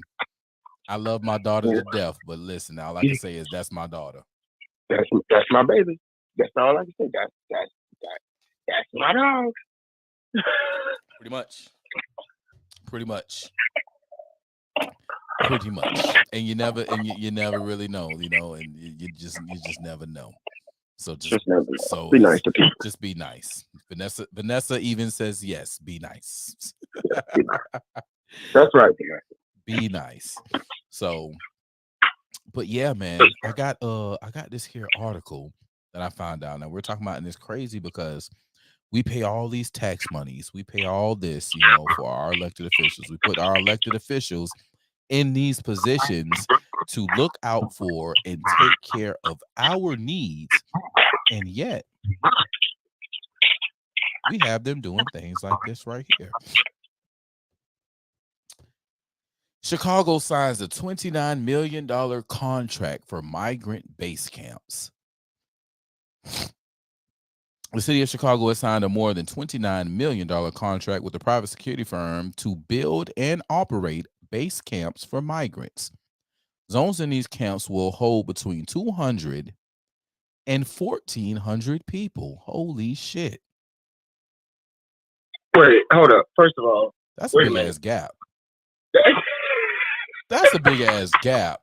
Yeah, we're Wait a housing minute. away from 200 to 1,400 people. Wait. Wait. Okay. All right. Let's keep it going. We're just gonna skip past that. The deal with Garter World calls for at least 6 locations across the city for asylum seekers. Hey, man, all I got to say is, as I read this and I think about it, all I got to say is Mexicans got on boots. Is everybody familiar with Mexicans got on boots? Mm-hmm. What about y'all in the comments? Are y'all familiar with Mexicans got on boots? Because if you're not familiar with what Mexicans got on boots, I will let you know about Mexicans and they boots. So comments, y'all let me know if y'all familiar about Mexicans got on boots while I go ahead and finish this here article. Under the contract, other services, no, the deal with Garter World Associates, 6 locations across the city for asylum seekers. Yeah. Under the contract, other services and supplies like bedding and linens, food and sanitary facilities would also be provided. Again, I said in the beginning of the show, we got homeless vets. We got parents with kids living in hotels, sleeping in cars. All this, people who pay into these taxes and have been paying into these taxes, and they're homeless. And then you got these people who have no connection to America other than Joe Biden and Kamala Harris said, come on here. We're going to take care of our migrants. We're not going to be Trump and turn y'all around. Y'all come on down like the price is right. And they get everything when they walk in the door. Man, I'm talking about these. I don't know if y'all seen the most recent footage of the mass crossing of through the Mexican border, but these boys make a tightrope. I'm talking about these boys made a tightrope, and that little Negro was swimming faster than the dude in the Montgomery Brawl trying to get that rope across the line so his other Negro friends can. Hey, for real. That's true story, man. I saw it with my own eyes, boy. They put it out there. I saw it. That's what's happening, and people don't understand. Vanessa says she's not familiar with Mexicans got on boots. All right, I will familiarize y'all with Mexicans got on boots. Let me finish this article. Let me see. They are clearly in a crisis that they inherited prior to that. We had an administration that didn't tell us much of anything. So I do understand that these are a lot of difficult decisions. I don't agree with this one, said Alderman Andre Vasquez, chairman of the Immigration and Refugee Rights Committee in the City Council. So basically, it seems like Beetlejuice, whose name is actually, what is Beetlejuice's name? Lori Lightfoot. That's Beetlejuice. Lori Lightfoot must have had a bad administration going on in Chicago when it came to the immigrants, but we already knew that. And they didn't tell the new admin about the old stuff, and just, I don't know. Regardless of the fact, they're just opening up and making it rain like Pimp Squad Click and CTE was in the strip club, and they was ringing the alarm and saying they need all the women on stage because it's about to start raining. And Flo, y'all don't remember that? Y'all know what I'm talking about? Go and shake that ass, bitch. I'm gonna throw this money. That's the beginning of the song. That's literally what he said. I got my CTE niggas outside. They got about $150,000 in ones, man. Hey, man, that's just what it is. So Mexicans got on boots. Let me go ahead and bring y'all up to speed about Mexicans and they boots. It is a funny skit, but this funny skit is the truth. Do you understand what I'm saying? Do you underdig what I'm saying? I'm about to go ahead and we're gonna bring it to the screen. Mexicans got on boots. Video, Facebook. Let's get it. Mexicans got on boots, y'all. Let's go. And a dude just saw him walking to necessities, and a dude just walks by and say, Mexican got on boots. I'm like, what the fuck does that mean? Because it's like I've been in prison like the first day. What you mean Mexican got on boots? Everybody got on boots. So I thought. Dude walked past, Mexican got on boots. Mexican got on boots. So I tell somebody else, Mexican got on boots. Dude look down and say, Mexican do have on boots, and just take off running. I'm like, was I supposed to run? Because the Mexicans have on boots. So I asked the old dude, I said, hey, Mexican got on boots. He say, all right, they got on boots. I said, what that mean? He said, it's going to be a riot. I said, you pretty calm about a riot. I said, how you know Mexicans got on boots mean it's going to have a riot? He said, because Mexicans don't wear boots on the rec yard. I said, okay, what they wear on the rec yard? He say sneakers. They play handball all the time. And then you look and you see Mexicans over there playing handball, but they got on boots. So I'm like, does it still don't comprehend? So I get back to my cell. I say, hey, to my cellie, I say, you Mexican, what Mexican got on boots mean? He said, that mean we gonna ride. We're gonna stab a couple of black guys up. What the fuck? And I asked this when you in prison, you ask dumbass questions. I'm like, does the ride happen in here? Like in this cell? Because me and you just finished eating together. What you mad at me about? I don't know. But this is when you learn that you stick with your race in prison, no matter what, you stick with your race. I don't know why I can't have a Mexican friend. He's in my cell. I don't know what's going on. But Mexican got on boots, and I got to figure out what I'm supposed to do now.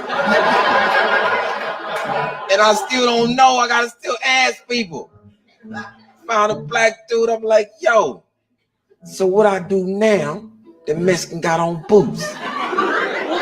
He said, you got to find you a knife. I say, I got to find a knife. You can't have no knife in prison. He said, you just got here, huh? I said, yeah, I just got here. He said, man, look, you're going to need to find a dude named CC and get you a knife. There's 3,000 people on this unit. How the fuck I'm supposed to find CC? I don't know. So I'm just walking around, Mexican got on boots, CC. Mexican got on boots, CC. Dude say, hey, you looking for CC? I say, yeah, you must need a knife. I say, yeah. He say, why you need a knife? I say, you ain't heard? He say, no, I ain't heard. I've been at work all day. Mexican got on boots. He take off running. Why are you running? I take off running after him only because he never told me what CC was. I catch him, he say, man, go on the rec yard. CC gonna be on the rec yard. I'm like, I don't wanna go on the rec yard. I just left the rec yard. That's how I found out Mexican had on boots. So I'm sitting on the rec yard looking around for somebody who may look like a dude named CC. So I'm asking, I'm looking, I'm waiting. I say, somebody gonna speak to CC. Got to. Dude walk, what up, CC? I say, that's what I'm looking for right there. I see CC, I nod, he nod back. I say, can I come over there? He say, come on, young blood. I get over there. I say, hey, CC, Mexican got on boots. He say, I heard. I say, I need a knife. He say, well, come to my cell. In a couple of minutes, I'm gonna hook you up. I get to the cell. I say, CC, I need a knife. He said, what type of knife? I don't know. I just got here. He said, what type of knife you looking for? I say, something sharp, something to poke a motherfucker with. I don't know. So he put up a towel and say, hold on, let me show you some knives. And now it's 8 knives in front of me. It's like I'm at fucking Macy's. I'm like, yo. I'm like, what kind of knife you want? I said, the Mexicans got on boots. What kind of knife I need for a ride? I ain't never been to ride before. He said, well, you're going to need something where you can stick multiple people and it break off. I say, is that right here on the thing? He said, no, these are personal knives. What you want your knife made out of? I say, there's too many choices, man. I just need a knife to protect myself. He said, well, goddamn it, listen to me, man. Do you want it made out of wood, plastic, metal, or what? I say, CC, listen to me. I don't know, because I've never been to ride before. What's gonna protect me? He say, new ass motherfucker. Like, it's wrong to be just getting to prison. I don't want to be here from the beginning. So calling me new don't mean shit to me. So I said, so man, what would you suggest? He said, I suggest something personal, like a pen top. But would that sustain with a riot? He say, no, that ain't riot knives. That's just personal walk around. I said, look, I need a knife for the riot. Because Mexican got on boots. I said, man, how much is a personal knife gonna cost me? 2 bags of coffee. Come back a little later on the day. I say, cool, CC. So I wait 3 or 4 hours. And I knew he was working on my knife because I was down the cell and I heard on the ground. I said, yeah, my knife gonna be sharp in a month. Because I'm hearing it. I'm like, I'm hearing it. I'm like, yeah, I can't wait. And I'm practicing in my cell how I'm gonna use my knife. Practicing this. So then this dude named Mitch say, hey, you getting you a knife? I said, yeah, CC working on my knife.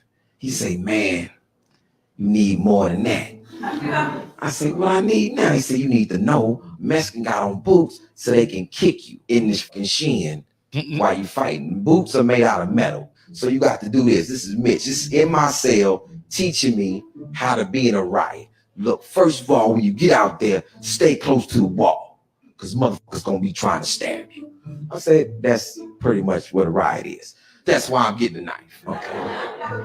So he say, you're going to have to do a rock and lean. I said, what the fuck is a rock and lean? Mexicans going to come out there. They going to have their knives. You're going to have your shirt off with your knife. And when you do this, you're going to have to rock to see what foot the Mexican going to kick you with. Rock and lean, y'all. This is too much. This is too much. It's like a choreographed dance. I'm doing. I go back to CC. I say, yo, CC, I got to go to the rec yard. Look like it's finna get live. I need my knife. He say, man, I just sold your knife. See, you said it was a personal knife. For me, it costs 2 bags of coffee. Why it's not personal no more? He say, man, it was personal. Then a dude came in with 3 bags of coffee. Then he made it business. I said, so you sold my knife? He said, yeah, sold your knife. I said, the riot about to jump off. Hey, man, do what you can do. So moral of the story, how it end up, I fucking get cut. Because I ain't have a fucking knife and I forgot to rock. I'm out there rocking with no knife. I'm not getting kicked, but I'm getting cut. I got cut down my side from a Mexican who didn't even have on boots.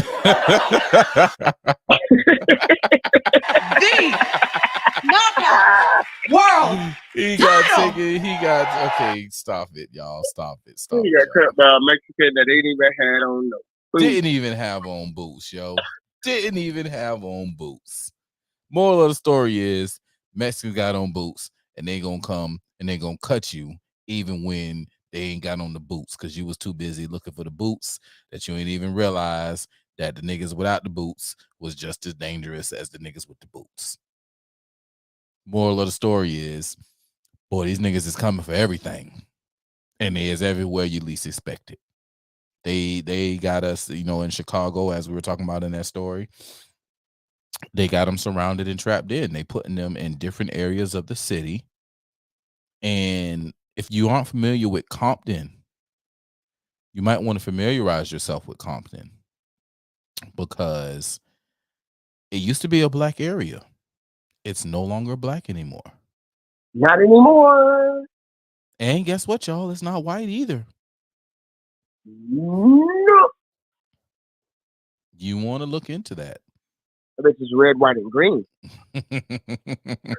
You know what? It's funny you said that, boy. So you know where I was this past weekend, right? So I'm out there, I'm doing my thing, and you know, it's nothing out of the ordinary to hear some engines being revved as they're coming through the tunnel and they're coming down. I look up. Is this going where I think it's going? And there is a parade. Oh. A parade of Mexican nationals in their vehicles. Of course, all the tags says South Carolina. I'm sorry that I put that joke in there, but it was the truth. Like, everybody knows if there's a South Carolina tag, particularly the blue and white one with the tree in the middle, 9 times out of 10, we know who's driving that car. Anyway, it was a lot of them flying their flags, riding down River Street. Whole lot of them. Whole lot of them. They're here. They're here. Little Mexico ain't even Little Mexico no more. They done moved out to the burbs and in different areas. They're in a lot of trailer parks, man. They're in a lot of trailer parks. But yeah, it was heavy. It was real heavy. And you know, it's interesting being in the construction field and seeing how many of them are actually here and actually are I don't know if I'm going to say doing the work, but they're damn sure working in areas that we used to work in. And that's crazy. I don't know. Hey man, did you hear about Lizzo? How her dancers are suing her? Well, yeah, there's that. But in the midst of her being sued by her dancers, yesterday, these people gave her an award. What award show was yesterday? I don't know what award show. Some black music artist or something. I don't really know. I don't really know. Okay. What was the award for? I'm going to tell you. I'm going to bring this up on the screen for people to see.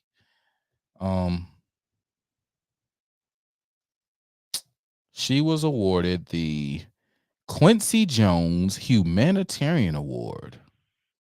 Hold on,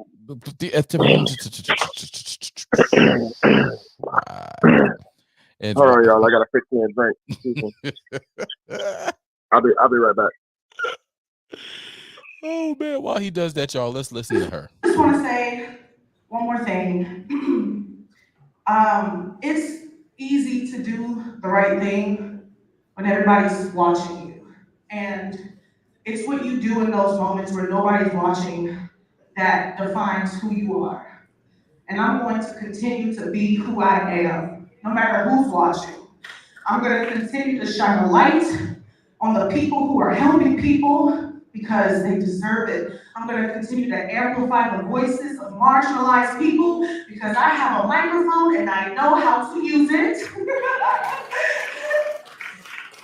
And I'm going to continue to put on and represent and create safe spaces for Black, fat women because that's what the fuck I do.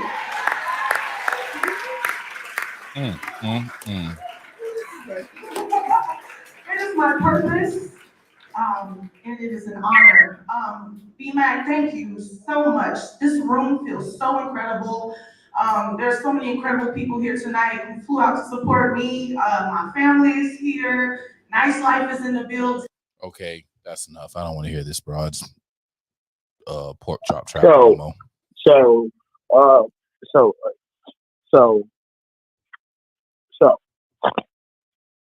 all right, I fixed my drink, y'all. Don Julio is the drink for today. Don Julio, pineapple juice, mango. In case you didn't know, I am Mr. Mixat, certified mixologist, MRMIXTHAT. You can follow me on all platforms, Instagram, Snapchat, Google, Twitter, all that. Mr. Mixat, MRMIXTHAT. All right, now that we're done with that, let's get to this. How can you represent a group of individuals and shame them at the same time? How does that happen? Like, I don't know. I was okay with Lizzo. I really was. I was really okay with Lizzo until, this whole ordeal came out with her dancers, and her dancers are on national syndicated television and radio stations really crying about the way that she treats her dancers because of how they look. Now, I'm curious. Like, you just made a statement accepting a humanitarian award, and also stating that you are representing all fat black women across the country. Huh. Does it matter if they're fat or skinny or thick? I mean, does that even matter? Like, I thought that was the whole campaign, you know, to be shameless in your body. I thought that was the whole campaign. Was it not? No, it wasn't. And that's why those Or was dancers it? got body shamed. See, she told on herself. That's why they got body shamed for losing weight or whatever it is they were doing.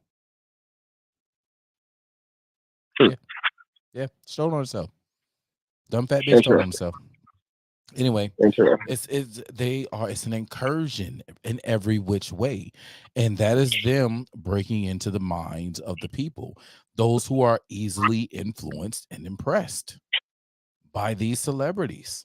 You know, there's something that we have done in our journeys. I know I did it, and as for the most part, I can say the same about you being a mentor.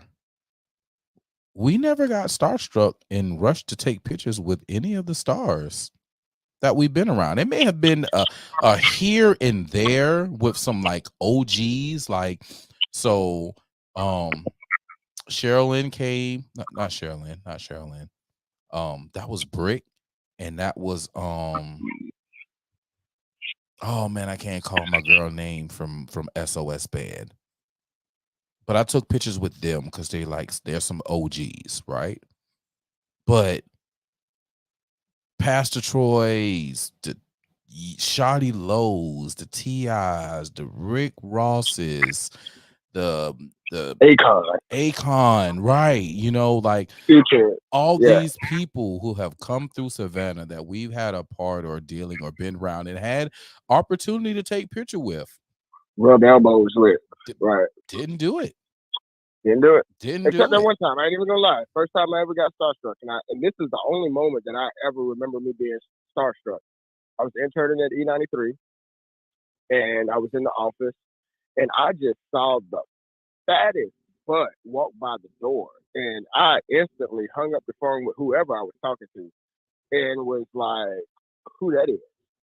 So I step out, and I'm following Lil G. Shout out to Lil G, man. I'm following Lil G, and Lil G's like, "Come on, man, I was about to come get you anyway." And it was Trina, and I'm sitting in the office, and I'm just like, "You a bad bitch. I'm sorry." I cut the interview. In the middle of the interview, I'm like, "Yeah, you bad in real life. I see why you say that. You bad in real. I'm talking about mouth just gapped open, Lil G elbow me. Hey man, close your mouth, dude." First time I still didn't take no picture with her, but it was just that moment, you know, where you just stunned by I'm actually really with this. You know, I wasn't even starstruck when I spilled wine on Robert De Niro. You know, I spilled red wine on Robert De Niro when he came to visit at the Ponche, and he was in a white suit. And you spilled wine on Robert De Niro? Because he caught me off guard. I didn't know he was him until I actually looked up. You know, when you're serving, you know, you're in the motion, and I finally looked up to see who I was serving, and it was him, and the wine just overfilled the glass and in his lap. And he's a whole good fella. He's a good fella, you know, like he could have put you and we wouldn't. That's Jack. You feel me? Like you don't know Jack. You feel me? Like Jack no tie. Jack no tie real well. I was walking home, bro. I was looking for the black SUVs to pull up at any moment. Do better, son. Do better around here. Hey, look, he tipped me $200, so apparently he wasn't that. He wasn't that mad then. If he tipped you $200 for spilling red wine on him, wow. Damn, let me go spill some red wine on somebody. Matter of fact, I'm gonna go spend some. No, I don't know. This is Joe. That was not Joe Biden's economy. So if I spill somebody wine now in Joe Biden economy, they might get mad. Bruh, let's not even talk about the price of wine, okay? Let's not. We ain't gotta talk about it. But what we will talk about though is Shouts out to my girl Mo. Mo joined me on the show a few months ago, y'all. Go back and look through the catalog. It was the episode. It wasn't Cinco de Mayo. It was around Cinco de Mayo. I think it was like the week or two after Cinco de Mayo. The show was If It Ain't About the Money. Go on YouTube, go on Rumble, look through the catalog and find If It Ain't About the Money. Mo is a genius when it comes to money.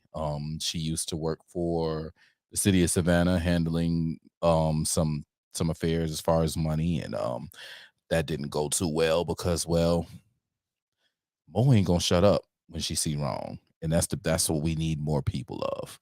So, you know, the people who are unashamed to speak truth to power, to have transparency, and to hold people accountable. And that's what Mo is about. So Mo made a statement. It was a post. Share screen. And serious question. Here we go. Serious question. How many home buyers are actually residents of the area where they're purchasing? I've seen a lot of posts from local realtors and investors on my page about how out-of-town buyers, investors on my page about out-of-town buyers. But my scope is limited, so I wasn't sure if it was an anomaly or the norm. And I went on there and made the comment because, you know, I'm just that a-hole. It's the norm now because our prices are a lot lower than where they're coming from. She responds and says it's hard to compete then if your income doesn't compare. And I responded, which it truly doesn't. And these people selling their homes at the $1 million price point and move into a home bigger and half the price. My boy Mod, shouts out to Mod.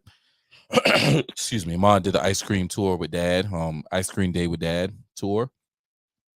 And city of Savannah showed up and showed out. Man, I wish I could have showed up, but I had things that I had to do that day. I had all intentions on showing up, but when grandma called, and I'm going to go handle business with grandma, which is something I have to get up and do in the morning as well. I'm coming, grandma. She called me right before the show. I couldn't buck on the show. I got to get this money. But Mod the God made the statement. This is happening like crazy. A lot of cash buyers from up north. And hold on, I said another comment there, but it's not there. Oh God dang it, stop it. I pressed the wrong button. I need all comments. I pressed the wrong button. All right. View previous 4 comments. All right, here we go. So I made the statement. It's funny that Facebook hid that particular comment, you bastards. I said I would address the reason for the flight to the south, but it'll piss some folk off.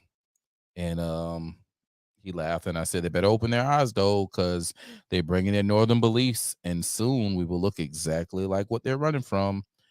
And he gave me all the exclamation points because what I said was the honest to God truth. Okay, guys. These people are moving in and they're bringing their policies. They're causing the major white flight. The Democrat flight. They're leaving. They're leaving what they ruined, but now they're coming to where we are, and they're giving us what they didn't want, what they left from. And if I could step in, you know, again, as I mentioned earlier, I am a bartender, and I had this event soon as the week of me moving from Savannah to Jacksonville. Private bartender for the Jacksonville Property Owners Association, which had a lot of visitors from New York, New Jersey, Seattle, Washington, Los Angeles. You know, these are all individuals who make money in the real estate industry. 2 things that I learned that's very important that people should know. One, if you really are trying to get a cheap house, the tax assessor's office is where they're looking. Okay, that's where these big businesses, big corporations, folks with $400,000 cash money in their pocket are going to obtain these properties to throw up these condos, these apartments, or even redirect to build a house to rent it out. That's how they're getting it. It's called the tax assessor's office. Each county has one. Look up your county's tax assessor's office, email them, see what they have for sale, get your property before they do, okay? Because they don't care about you, all right? They don't care about your future, your family, your financial abilities. They don't care about none of that. They just want to get you at $1,600 to $2,200 a month for this 2-bedroom, okay? Second thing, all right, and Democrats gonna hate me for this. They're probably gonna cancel. It's the reason my brother has a radio show and I don't, because see, I don't care what comes out of my mouth, but I'm gonna tell you, all right. I ever cared. I taught you how not to care what come out your mouth. What are you talking about? My brother may care, but he may care. He may care. No, you know what the problem is? I'm gonna tell you what the problem is. I understand this real hard and real strong. You can't handle the truth. You can't. And the truth of the matter is that the Democratic Party, all right, the Democratic Party is in fact paying people to relocate. Yep. Okay, they are paying people to relocate from their states to other states so they can even out the vote. Mm-hmm. And if you think I'm lying, you better do your research, because it's true. I had a woman at my bar in Savannah, Georgia, when I was bartending at a hotel. She told me directly that the state that she left from, I'm not going to mention it, but the state that she left from gave her a check and promised her a property. Gave her a check and promised her a property. They're paying people to move, man. They definitely are paying people to move, because like my brother said, they know that they've messed up and they know that they got to fix this real soon. All right. And if they don't, it's going to be some more trouble. But the truth of the matter is, it's too late, because we already know. Mm-hmm. It's too late. And if y'all don't want to get your representatives, if you don't want to get your local leaders, if you don't want to get your local legislation leaders out of office, then guess what? You're just gonna have to deal with whatever coming, because guess what? It's coming regardless, whether you like it or not. And right now, unless we get up off our butt and we wake up and we truly stick together, they're gonna wind up taking over. And there's going to be nothing that we can do about it. And there's nothing you can do about it. Nothing. Because they're going to be slid in, and it's going to be what it's going to be. So, like, I don't understand. Like, we see what's wrong. Like, why are we so afraid to speak up? I know why. You know why? I know why. You know why? Yeah, I know why. I'm surrounded by idiots. That's why. Because we are truly surrounded by idiots. And if you don't believe me, I would like you all to look up. Matter of fact, Pro, since you're at the controls, I would really love you to look up the last announcement from the President of the United States, Joe Biden, who actually deserves the biggest donkey of the day, if I could say so myself, other than those students from Brazil. But Joe Biden made a statement the other day. We're gonna talk about Brazil. We're gonna leave Brazil. Or tried to make a statement the other day on immigration control. And the problem was not with the statement.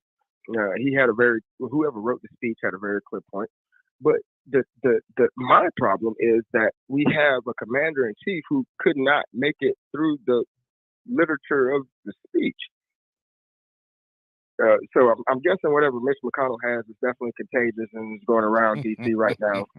So, and we still allow these people to change, the dynamics of how we live. We still allow these people to make decisions that control our everyday life. Why? When we have the power to say that I don't want him leading me anymore. I'm a general manager of a restaurant, and all my employees have a great decision to come together and quorum at a 3/4 decision to say, hey, we need a new leader. And we have the same as United States citizens. We can say, hey, our leaders crap. Are you not tired of paying $4, $5, $6 a gallon for gas? Are you not tired of paying $5 for a half a gallon of orange juice? Are you not tired of paying $3 for 18 eggs. Are you not? Are you not tired? Show that you're tired. Show Let's that be you're let's tight. be let's be the folks in Montgomery, Alabama, and rise up and say, "Hey, enough is a fucking enough." I got my Okay. folding chair. I got my folding chair. I got my Let's folding be. stock too. Play with it. Why you playing? Play with it. Stop playing.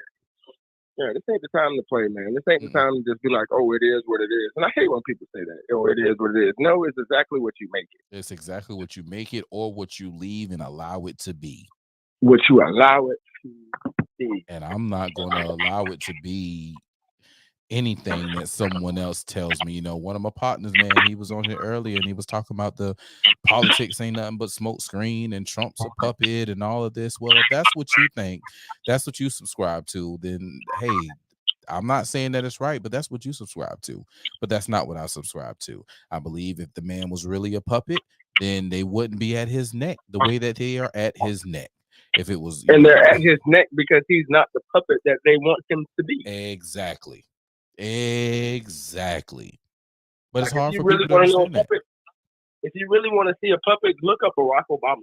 Oh, That was the biggest that's a puppet for your ass right there. I mean, that was a real puppet. Now, don't get me wrong. I'm as a black man in America, I'm definitely excited that we have had the opportunity to have the first half black president. Let me be politically correct since we're talking about politics. The first half black president. Okay. But then let's think about it. Ain't no black man in no upstanding number one position has ever completed his duties without no scandal. And he had scandals. He had scandals. They just didn't talk about them, you know. But it was his scandals it was the scandal of Operation Fast and Furious that made me say, screw Barack Hussein. I dream about having sex with men, Obama. Oh wow! Oh wow! Oh, you didn't? Oh. I know you heard. Oh wow! Oh man, this man wrote a letter to his ex-girlfriend years ago, before Michelle, years ago, explained to her that he has dreams about having sex with other men. He has, his words was, I have sex with other men in my mind or in my dreams. What kind of weird ass shit is that? And that's what made recently. So a lot of people got mad when Larry Sinclair went on the show with Tucker Carlson, because Larry Sinclair came out back in 2007, 2008, 2009, that time frame right there, about Barack, because they actually smoked crack, snorted coke, and had sexual relations together. Larry Sinclair told this about Obama years ago, but they swept it under the rug. So recently, an Obama biographer went to wherever these old letters are held at. He went and read the letters, and they won't let him take pictures of the letters. They will only let them, jot down notes or whatever the case may be when it comes to the letters. But the letters are definitely on file, and what's in the letters has been corroborated by the people who are in control of the letters. And the man said that, hey, I dream about having sex with men, which is why it isn't too far-fetched to, we've always said, everybody say, oh, the rainbows got more up under Barack than the black people did. I wonder why. There seems to be a correlation there. I mean, it's not by coincidence that this is the only, and out of how many? Trump was what? Trump was 43? 45. Hold on. Wait a 45. minute. Wait a minute. We're at 46. Wait a minute. 45, 47. That is exactly who Trump is, okay? He's the 45th and the 47th president of these here United States of America. Come on, 45, 47. Come on, man. Well, listen, that was perfect, boy. Listen, I got some of the best drops on the internet. I'm just saying, I got some of the best drops, boy. DJ Protocol. I got them all, cuz I got them all. So I don't think it's by no coincidence that out of 44, that this is the only president that ever thought about touching the LGBTQ2+ community. this was the only. I mean, the only. Bill Clinton thought about it, and that's all it was. It was a thought. George Bush was smarter than that. It was a thought. Even though with his ignorant ass. I mean, you mean to tell me Barack is the only one that was like, hey, Dave needs right too. Okay. I don't think that's a coincidence, my friend. Not a coincidence at all. Not a coinkydink. Not a shimmy rinky dinky dink, shimmy marinky do. None of that. None of that. It was all purposely done. It was a ploy. It was a plot, and they did what they set out to do. So, it's an incursion from and why they every way. had to send the black man to give Dave right? Because he was a perfect cover. Because if anybody would attack him, oh, you can't be racist. You see, every time they go to attack him on something he done, they say that they're being racist. Every time. But yeah, he's black though. He can do it. Yep. I see. If we let him do this as a black man, they ain't gonna say nothing because they already said ain't gonna say nothing. Yeah, right. Right. Hey man, it's a hellified game, bro. It's a hellified game that these people play. And, absolutely. Well, Protocol, man, Friday Night Lights, man, it's always been a pleasure. Again, I'm the kid, DJ Triple G, Mr. Mix That, MRMIXTHAT, all platforms. Make sure you follow me, book me, and I'll catch y'all back here next Friday or so. Or I may just catch y'all homecoming time and come in live. Oh yeah, we all the way live because the broadcast is running all day long as we're out there at the tailgate. We're gonna be running all day long. So appreciate you for calling in, little bro. That's what happens when you call during the show, you get thrown in. So appreciate that. Swung on through, kept your ass for a whole hour.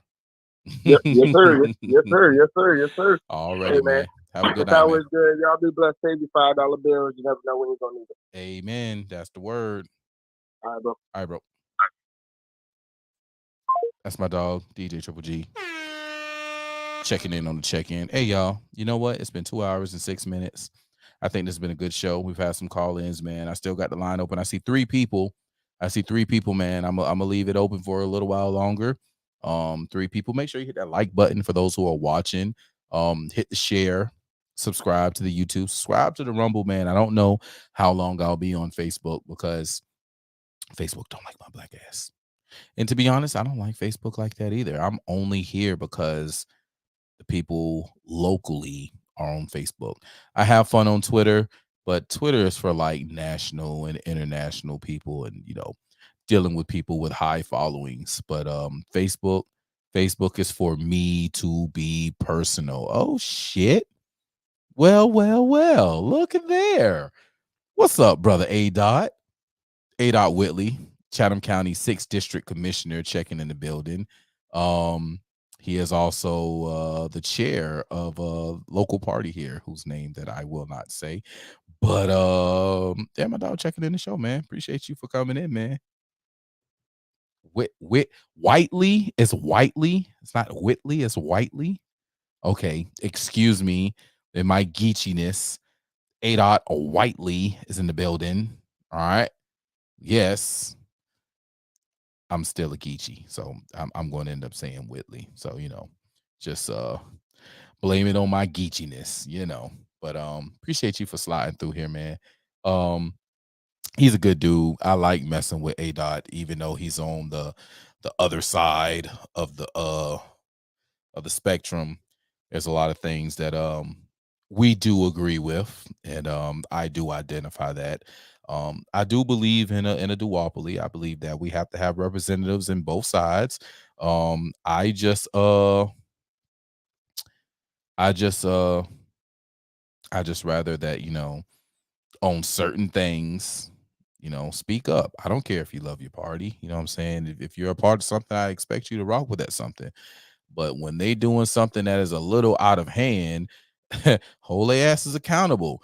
Joe Biden and giving up Ukraine another $24 billion fucking dollars. Like, wait a minute, bruh. We got people right here in this hell in my city. We got a whole bunch of people in my city that need some money. We got a whole right here in America. We got things that need to be taken care of.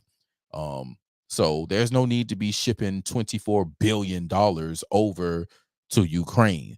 There's no reason to be giving Iran 5 prisoners for our 5 prisoners and then in turn giving them $6 billion. They're not giving us $6 billion. This isn't even. This isn't an even swap. So, you know, it's things like that that I feel like need to be called out. And, you know, in certain instances, I don't see that happening from, you know, certain folks. So I'm going to always be vocal on that. But for the things that we can stand together on and the things that do happen, I'm a much appreciative. So I'm going to stay vocal, bro. I'm going to stay vocal as long as my voice works. And I'm just going to keep it real with the people. You know, I feel like the people need someone to keep it real with them, even when it hurts. Even when it hurts. That way they can do something about it. I'm open to it. I don't hold anyone else accountable to something I don't hold myself accountable for. You know, sometimes people have to tell me, you know what I'm saying, the real deal, harsh truth.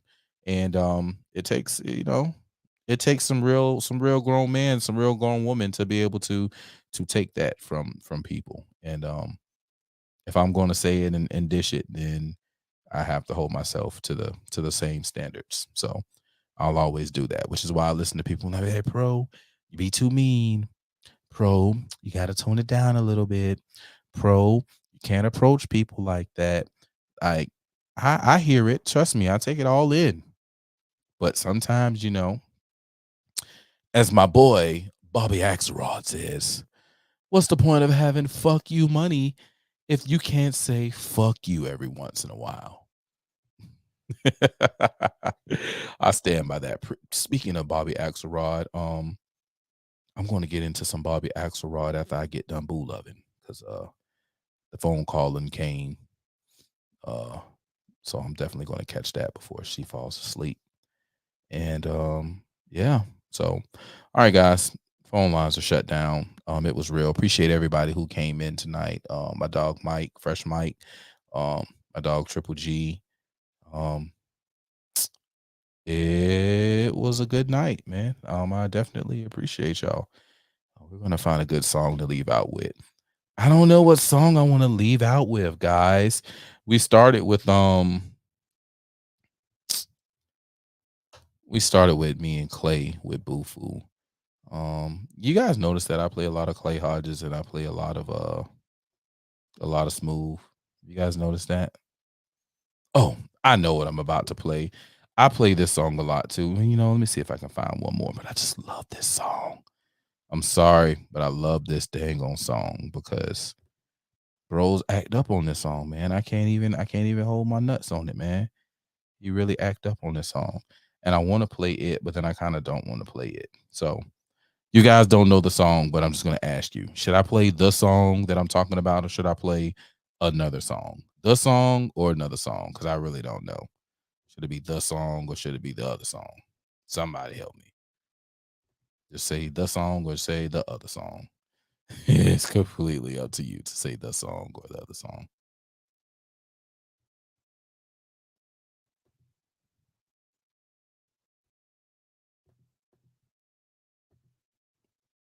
Fuck it, I'm going to play this song.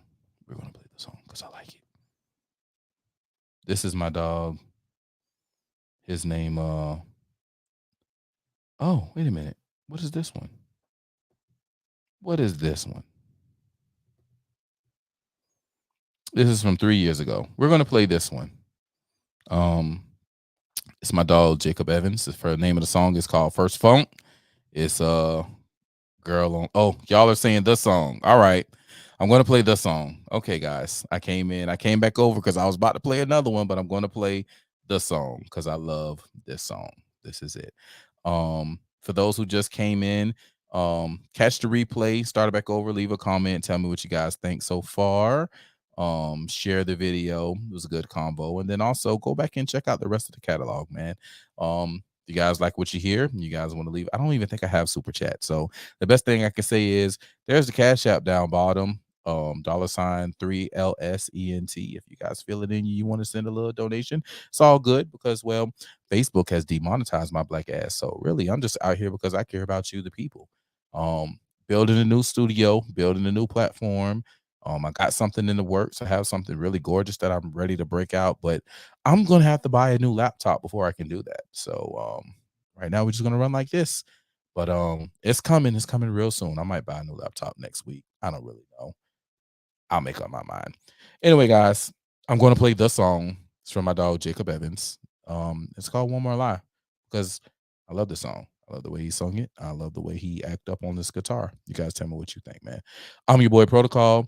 Another Friday night flights. We've made it to the airport. It's time to touch down. I will catch y'all on the flip side. What you had said? What you had said when you said it? Yo.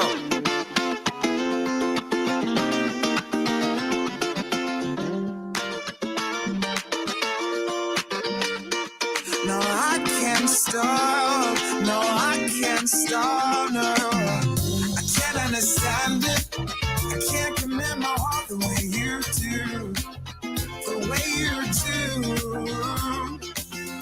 It's too much to manage, but I can't stop 'cause I can't lose. I can't lose you. We're so far down this time, but it's just one more reason why we can give this up tonight. Just one more lie, one more lie, just one more lie. Maybe it's just me. Maybe I can't see that it is all in my head. Tell me where this leads. Is this where we should be, or is this where we should end? Or tell me why, don't waste my time. This is a bad thing. If that's how it is, don't know what you want. I don't want nothing. It's something we know, something we don't, something we can't speak.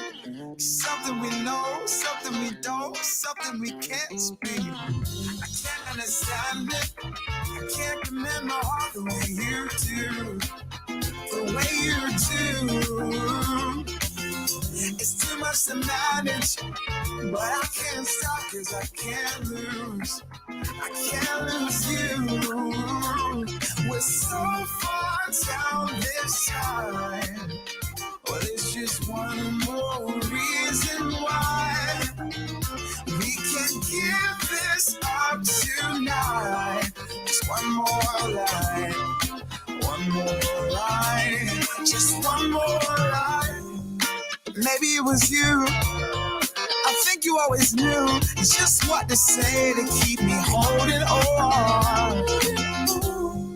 Now you're at a loss because I'm moving on, and I can't go back to you again. And baby, it's not your fault. I can't see your face no more, and I know this happens too often. Your name on my list, I'm crossing. And baby, it's not your fault. I can't see your face no more, and I know this happens too often. Your name on my list, I'm crossing.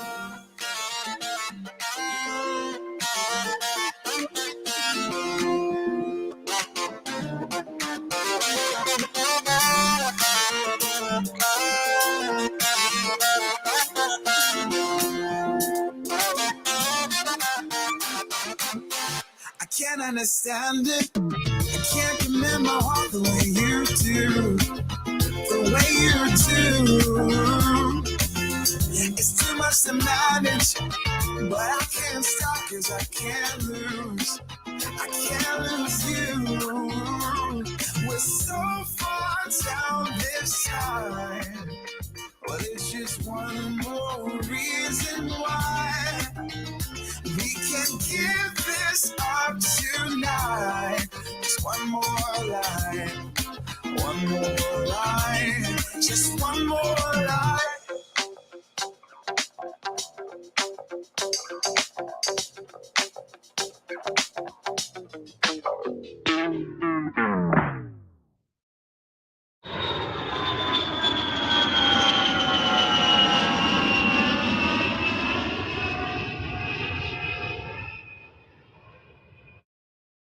DJ Protocol.